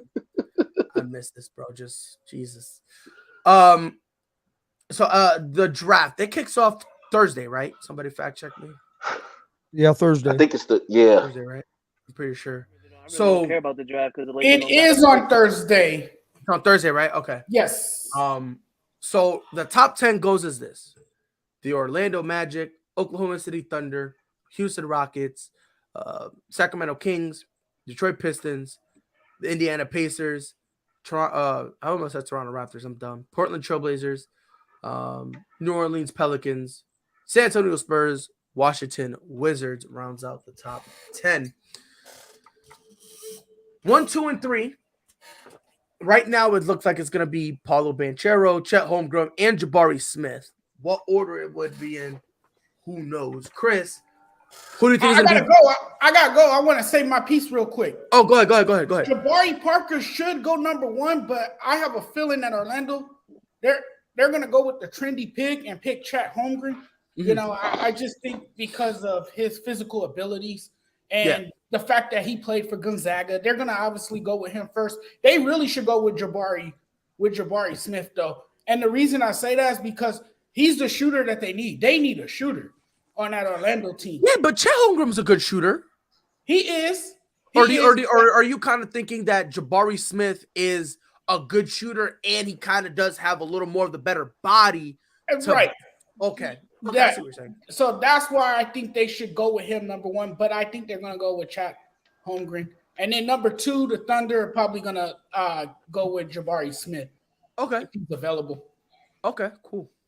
All right, bet. But what's the rumor we've heard though that Orlando is thinking that maybe Banchero can offer more. Banchero actually fits better with the Thunder though. I was thinking that same thing. I was like, I think, in my opinion, I think that's how it's going to go. I think Chet's going number 1. I think Paulo's going number 2. I think Jabari Smith is going number 3. That's just because, I don't know, I something about Paolo Banchero in that Thunder system, him and Shai Gilgeous-Alexander. And Josh Giddey. And Josh, I feel like that's a perfect spot for Paulo. I could be bugging, but well, I can't be too bugging because Jonathan, you're agreeing with me, right? That it kind of does seem like Paulo is like with the Thunder, he would be the best fit. But I was actually gonna agree too, but just switch up the first and second. I think Jabari is gonna go number 1 and Chet go number 3. Okay. He should go number 1. Jabari really should go number 1. I think Jabari Smith, Orlando's system better. Yeah, I do like Jabari Smith, but I said I think Chet Holmgren is gonna go number 1. I think there's a combination of things. I think it, like you said, Jonathan, the trendy pick. You know, as of right now, the most known guy in the draft is Chet Holmgren right now. Holmgren, he's the most known guy. So I think the trendiness goes in. And on top of that, the fact that, he could run the floor. And I think that matters a lot too, especially when a lot of teams want to go small. A guy like Chet Holmgren, who's 7 foot tall, but not even 200 pounds, that fits a lot of what a lot of teams want to do, especially the young teams. They want a guy who can keep up on fast breaks. And more times than not, that means you got to sacrifice the size. And if you go, and I think, go ahead, Chris. If you go by the sports books, they did have Holmgren as the favorite to be the first pick. Now Jabari Smith is a -140 favorite to be the number 1 pick. Yeah, I think it's either Chet or Jabari. And earlier in the week, it was all Holmgren was number 1, and they had Manchera at 2, and then they fell to 2 and 3 now on the sports book. So, I mean, sports books they usually have somebody in them sports books usually have a pretty good feel of what's going on. Right. Yeah. But yeah, before you take off, Jonathan, real quick, let me get you one quick question before you gotta go. Do you see any teams trading their picks away for either a group of picks or a player or something like that? There could be a major shakeup, but I don't know. It's hard to predict. You don't really know until Thursday. Until it happens. All the moves start happening, and then that's when you see the major. Yep. Usually got to wait until that 11th hour. John, before you head out, John, do you think our Lakers are gonna try and do something to get a pick? Because we don't have a draft pick. Yeah, they're the Lakers. Put me down. So I think they could possibly, trade up and make some moves. They're the Lakers. They're gonna try to do anything they can to win right now, right? So they're gonna try to package a deal. I don't know who you could move to get a higher pick, but it'll be interesting. But I wouldn't be surprised if the Lakers do something on draft night. Not at all. And just let you know, you guys currently have no picks at all in this draft. That's what I'm saying. Yeah, we need to do something because we don't have no picks at all. So it's gonna be awkward. Honestly, I don't think you guys make any moves in terms of draft night. Because honestly, the position you guys are in now, you don't want to get a guy and develop him. You kind of want a guy that's already kind of set. Right. It's not a real deep draft. After you get through the first 7 or 10 picks, it's not a real deep draft, really. Yeah, because after that, it's like not that they're bums, but a lot of these guys are not solid rotational pieces coming off the bench type of guys. Right. I think the Lakers are gonna stay with what they have and see how they play under their new coach. Darvin Ham now. I think they're going to weigh it out another year and see. But knowing the Lakers and how impatient the fans are here, they want to win now. But right. And Rob, I said rotational players, not bums, all right? This isn't I get you. I'll just mess it with you. This isn't a draft full of Steph Currys and Draymonds and Klay Thompsons and stuff like that. Yo. Hey. By the way, I'm gonna say bitter. I'm gonna be bitter for about I'm not mad at you. I'm not mad at you. About another week, I'm gonna be bitter, and then I'm not mad at you. Because then, what does that say about Boston that they got beat by a bunch of bums? That we're bummers. I don't know. Bye, Jonathan. Appreciate you being here, my guy. Hey, Sports Judge, man. Have a good one, brother. All right, you guys take care. You guys have a wonderful day. You as well, my guy. Take care. All right. But before you say something, Pride, I'm in the Eastern time zone. It's almost 11:30. Yeah. What time does Jonathan have to get up just to get on ASAP in the morning? Like 7 in the morning. I think he's got to be up at like 6ish to be on at 7. I think it is. Yeah. Oh my God, what a guy! I don't think Jonathan sleeps much. I don't think so either. Because he's like he does a lot. Yeah, I don't think he sleeps. I don't think Chris sleeps much. Chris never sleeps. Because Chris, every time I look up, when I did his show with him, like I took a nap, bro, to make sure I was up at 10. Oh my gosh. Chris had like 4 different shows yesterday from like 1 to 10. Like 4 different shows. Hey, Chris, my guy, the hardest working man at ASAP. Yes, sir. But so as of right now, the Knicks are interested in basically either moving up or acquiring another pick. Ron, are you still with us? I've been here this whole time, Bubba.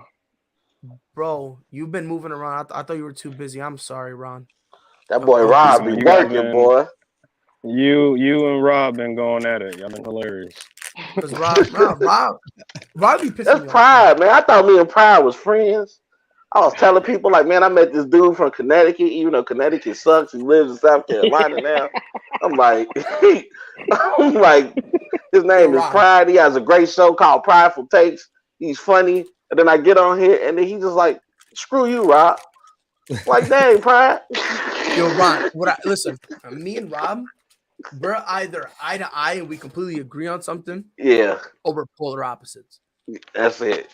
It's like me and Jay. Insane. Yeah, exactly. But Ron, the Knicks they're going to make Julius Randle available for draft night. That ain't nothing. Yeah, I saw Julius Randle to the Kings for the 4th pick. Yep, and that's what I was going to ask, because right now they have the 11th and the 42nd pick. So they got a first round and a second rounder. Their goal is to keep those two and get a 3rd pick.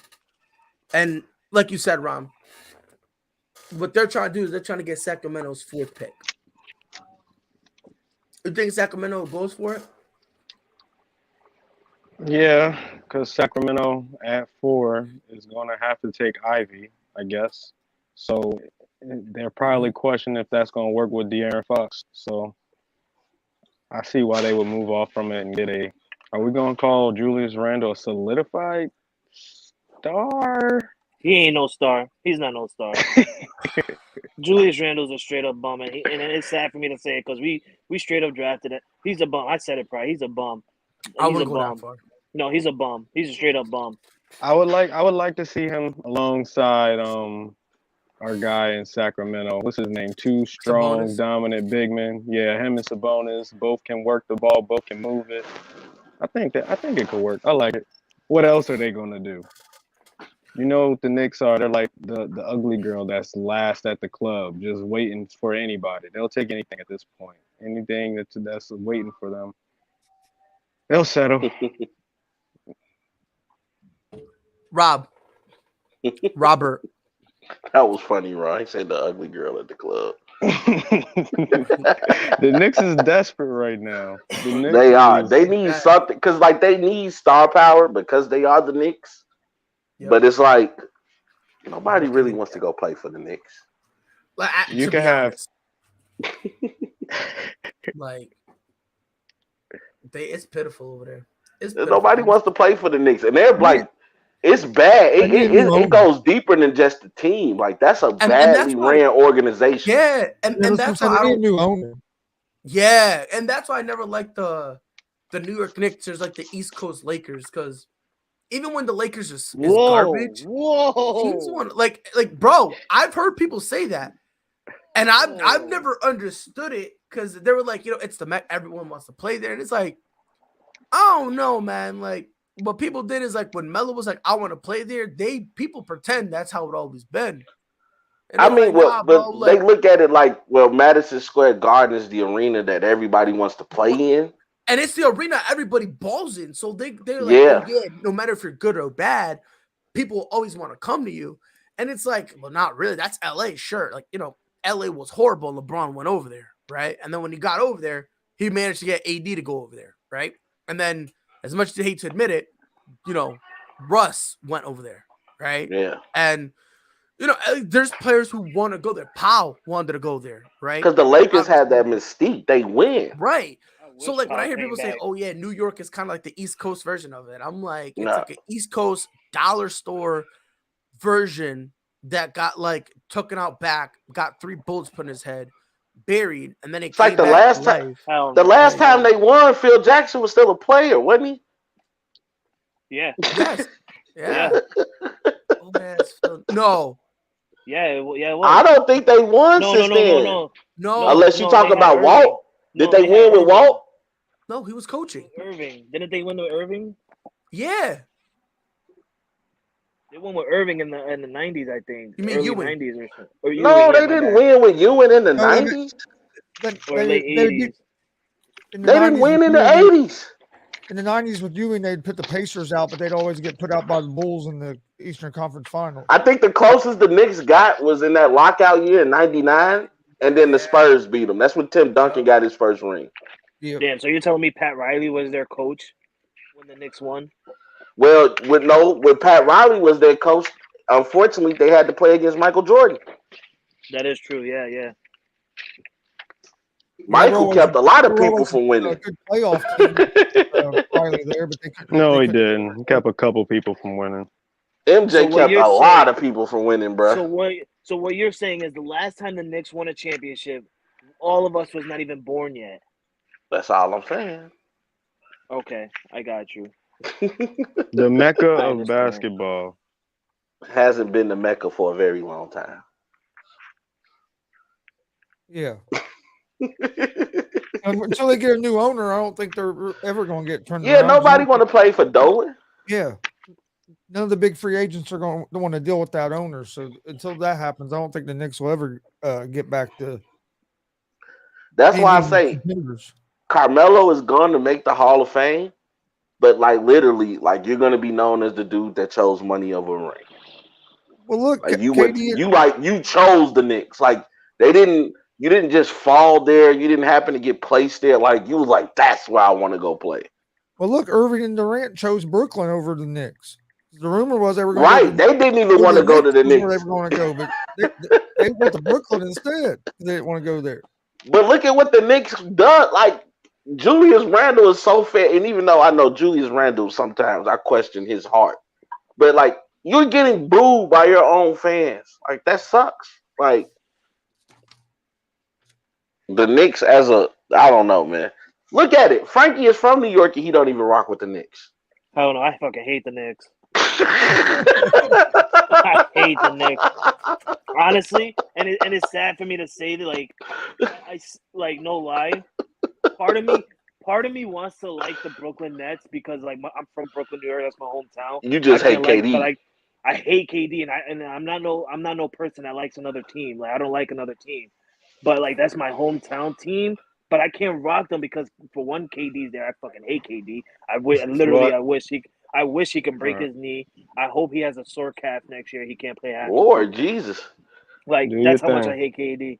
The following hope thoughts K- are not thought by everybody from the ASAP Network. This following thought is followed by everyone at the ASAP Network. We all want KD to have a hangnail and rip it off, and then Right, you got to do like Pride does. Like Pride doesn't wish injury on Steph Curry, just inconvenience.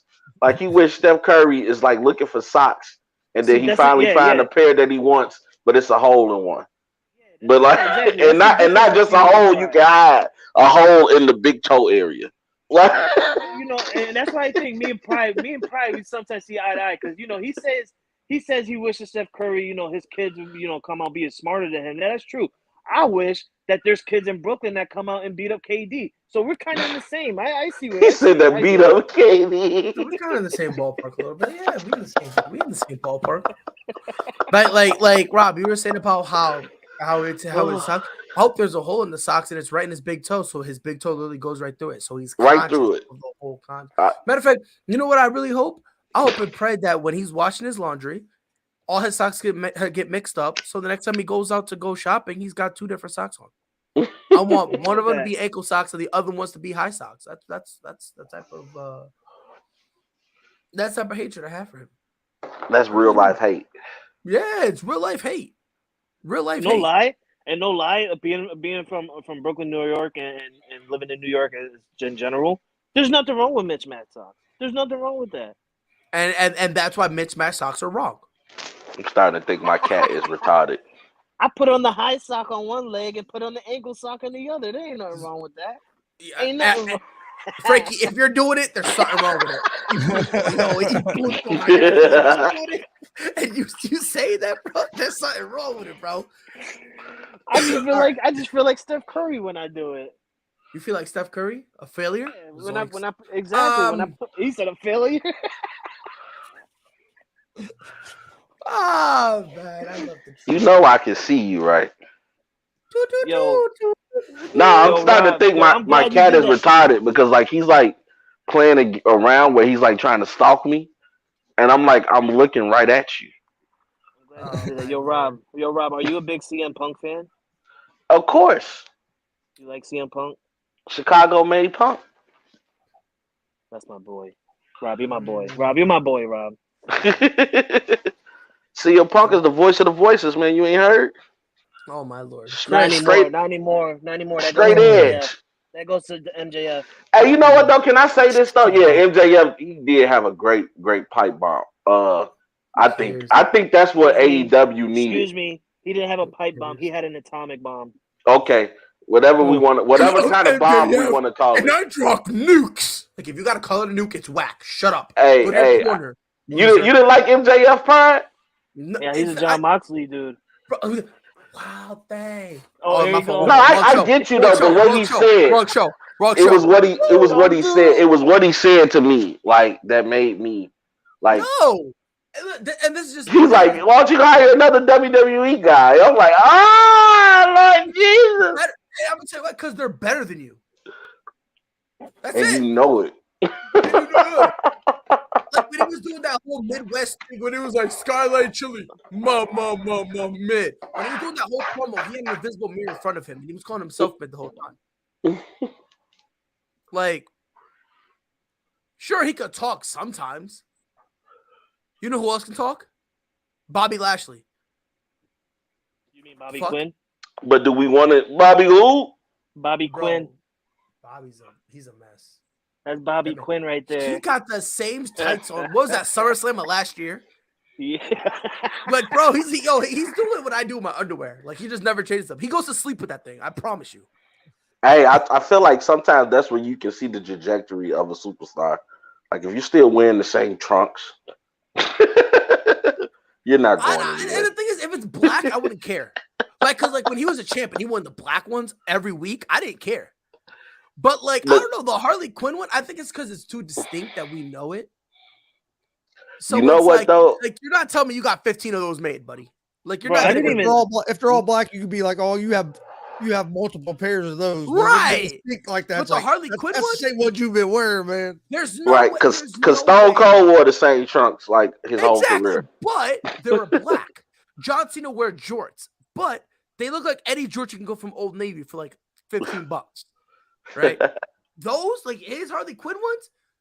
If I'm gonna tell you this right now, either he's a weirdo by having 15 of them, or he's using the same one. Bobby's at home right now. Bobby at home right now crying to his wife, doing that thing that one dude did where he got made fun of wearing the same underwear. His friends were making fun of him. And he had to go home like crying to his girl. And like, he opened the thing and you know which video pairs. I saw? You know which video I saw? I saw one where it was like that. He was at work and they made fun of him.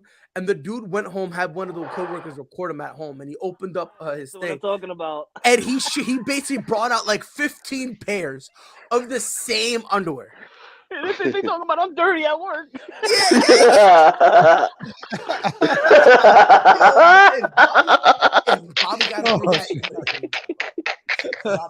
Hell no. Hey, you know what though? It's funny how we go from arguing in sports and then it's like all we missing is some beers and barbecue. This is a great conversation. 100%. But that part. Bridges.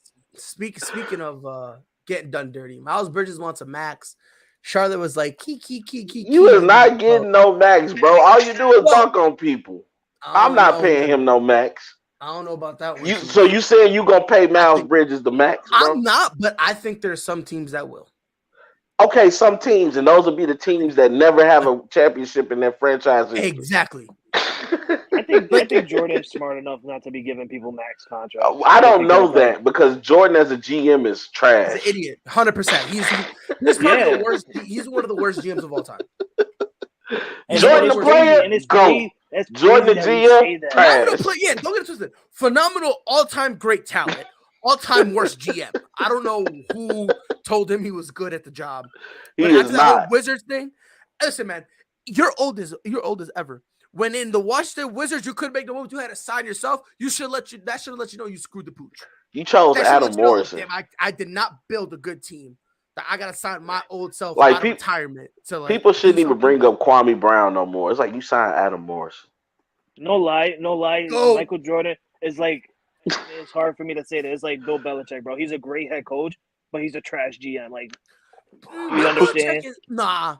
I think Bill Belichick's not as good as a GM as he is a head coach. Like, he needs somebody else needs to come in as a GM.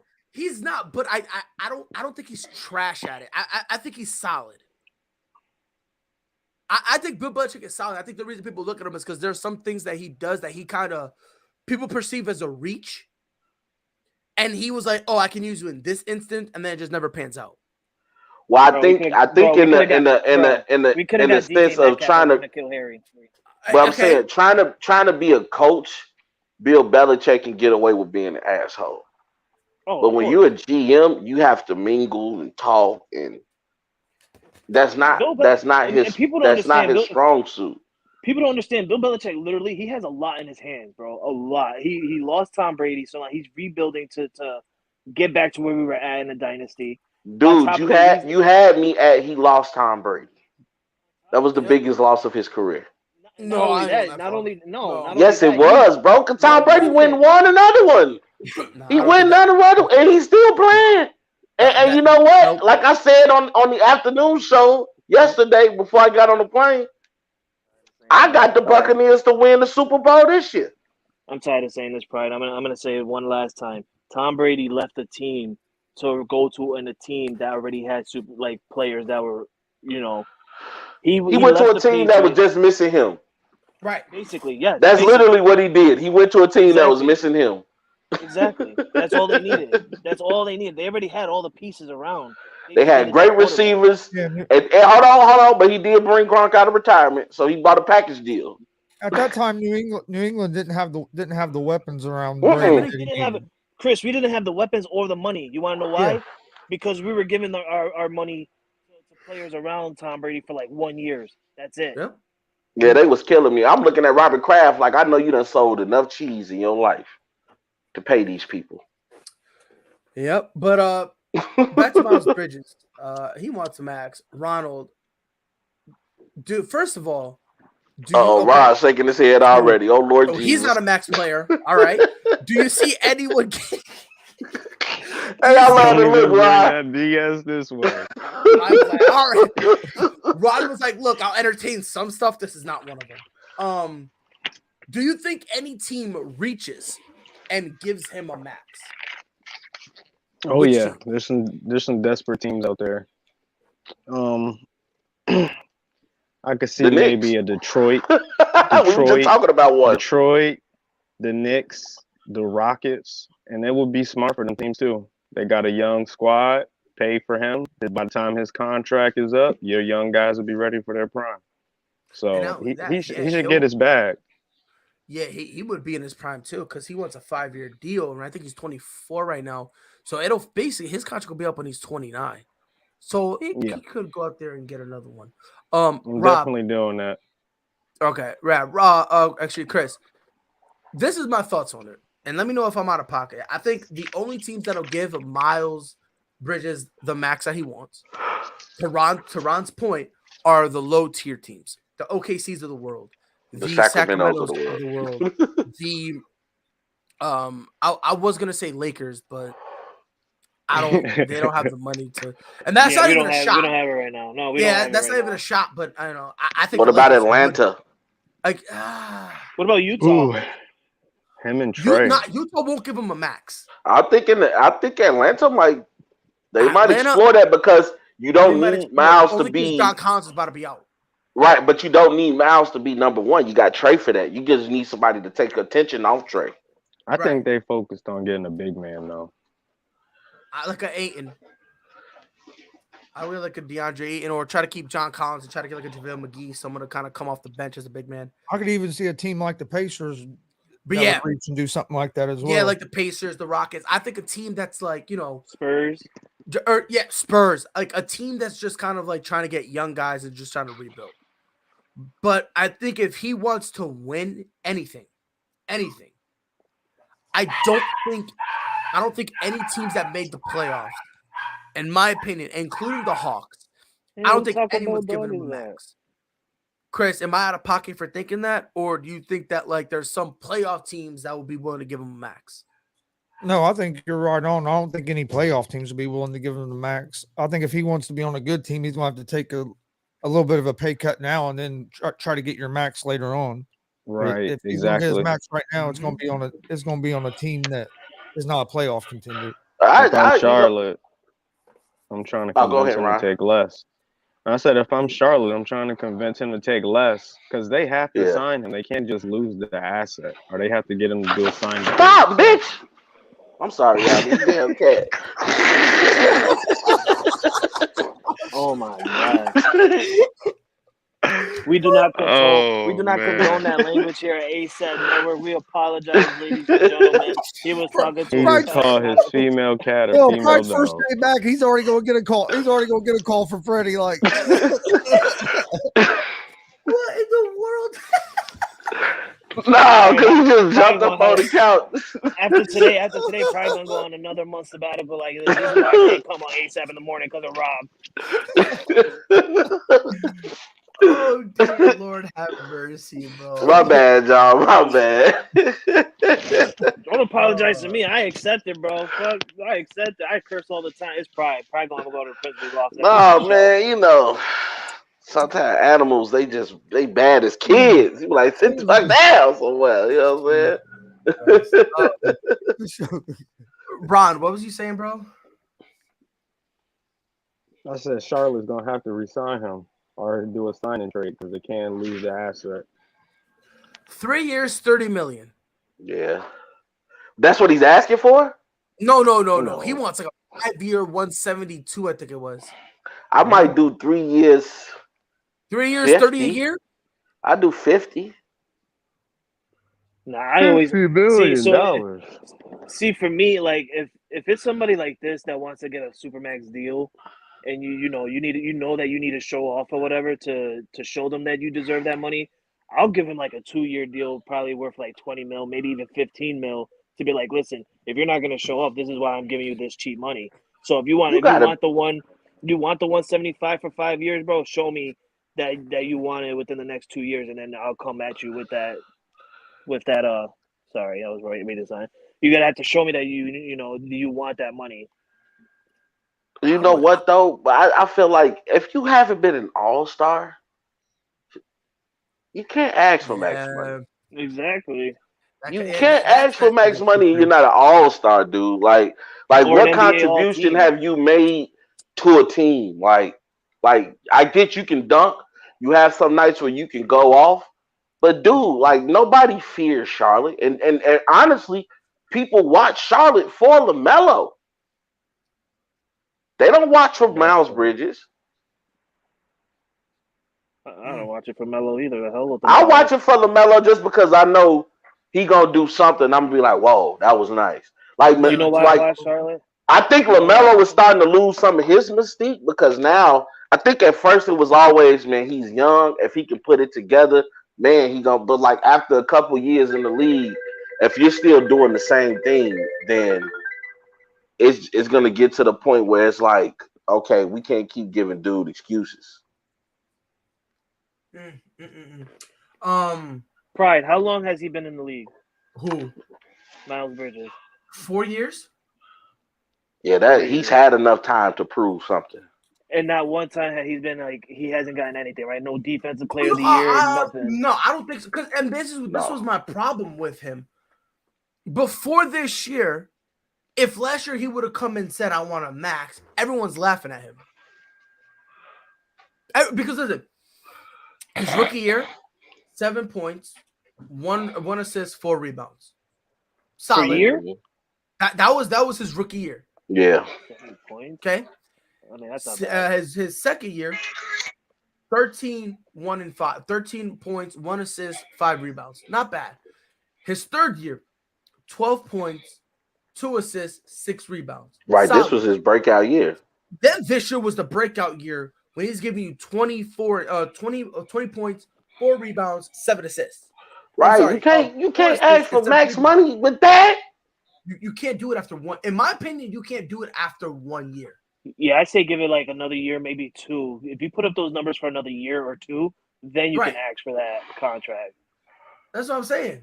See, people look at Otto Porter and they like, oh, well, he got the $100 million, you know, at a time where they really wasn't giving out those contracts or whatnot.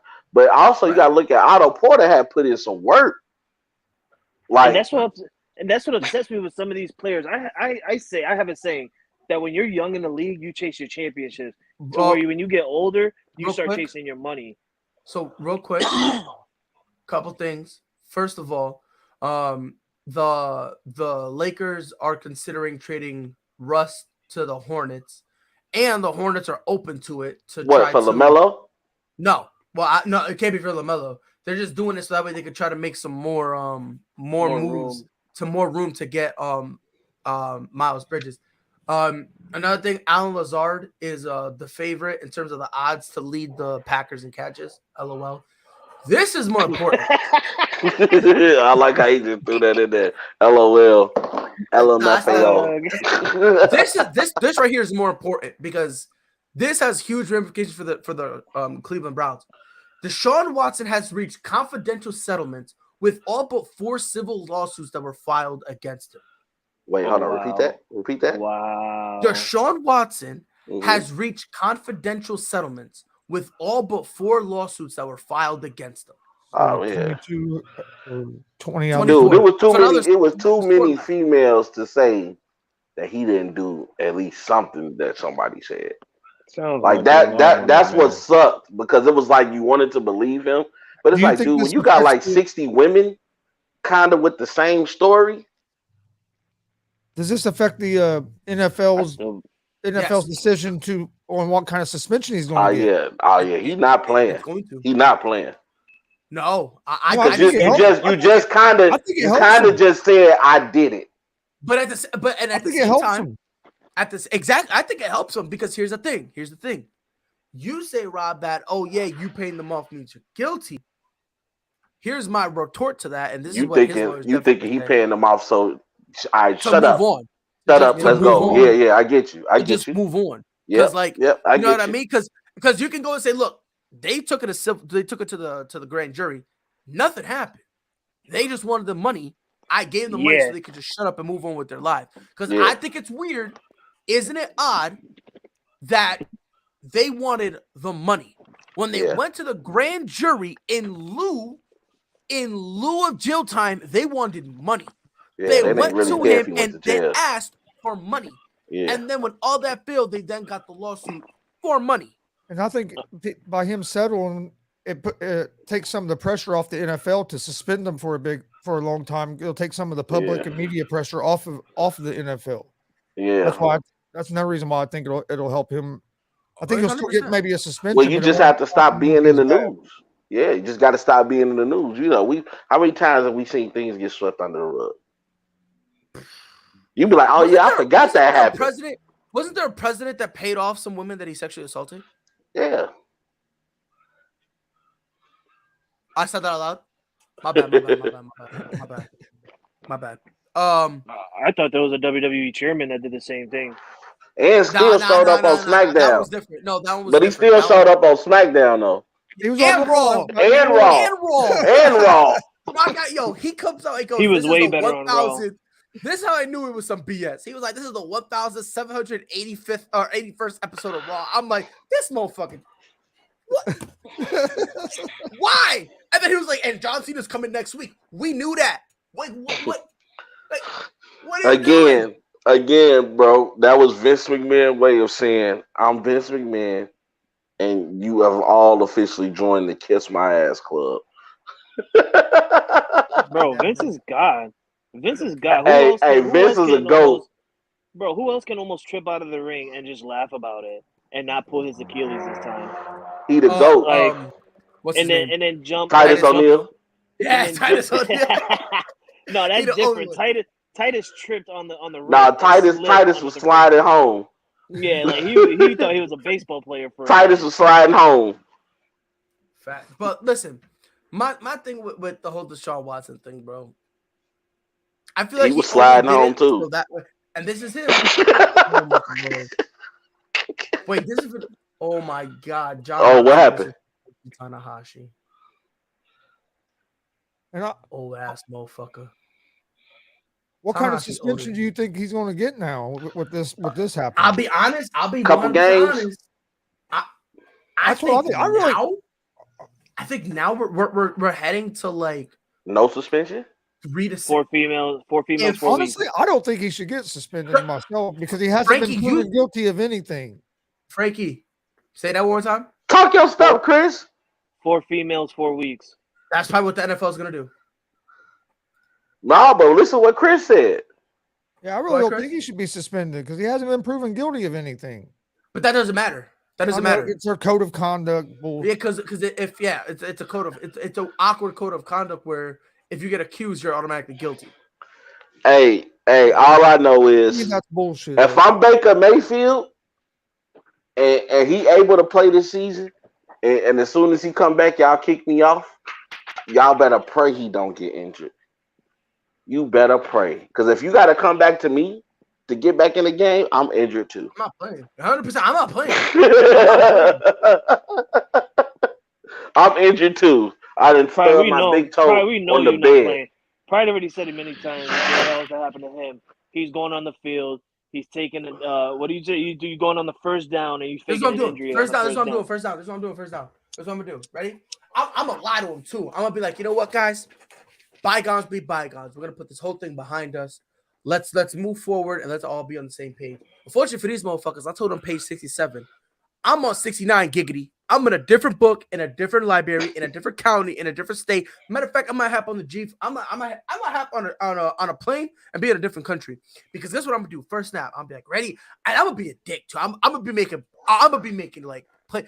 I'm gonna say line shift over to the right because I see that we'll be playing the Rams or something, right? And we'll be going. And I'm saying we as if I'm the mind of Baker Mayfield, not Rob as in we as in I'm being a boycotting fan, a bandwagon fan, right? I'm be like, oh yeah, move over, right? I'm gonna see Khalil Mack. We're gonna move. We're playing the Chargers. We're gonna move over Khalil Mack, right? Move him over, right? We're gonna chill there, right? I'm like, ready, set, put Murray in a motion. I'm like, Murray, let's go, right? Ready, set, go, snap the ball. I look up, and I'm gonna just throw the ball to the floor. I'm gonna spike it, and I'm gonna say my shoulder's messed up, and I'm walking off the field. I'm walking off the field like AB. I'm taking everything off, and I'm swinging it like I'm Seth Rollins swinging a title. Like, just like that. Just like that. So I'm doing. I don't care.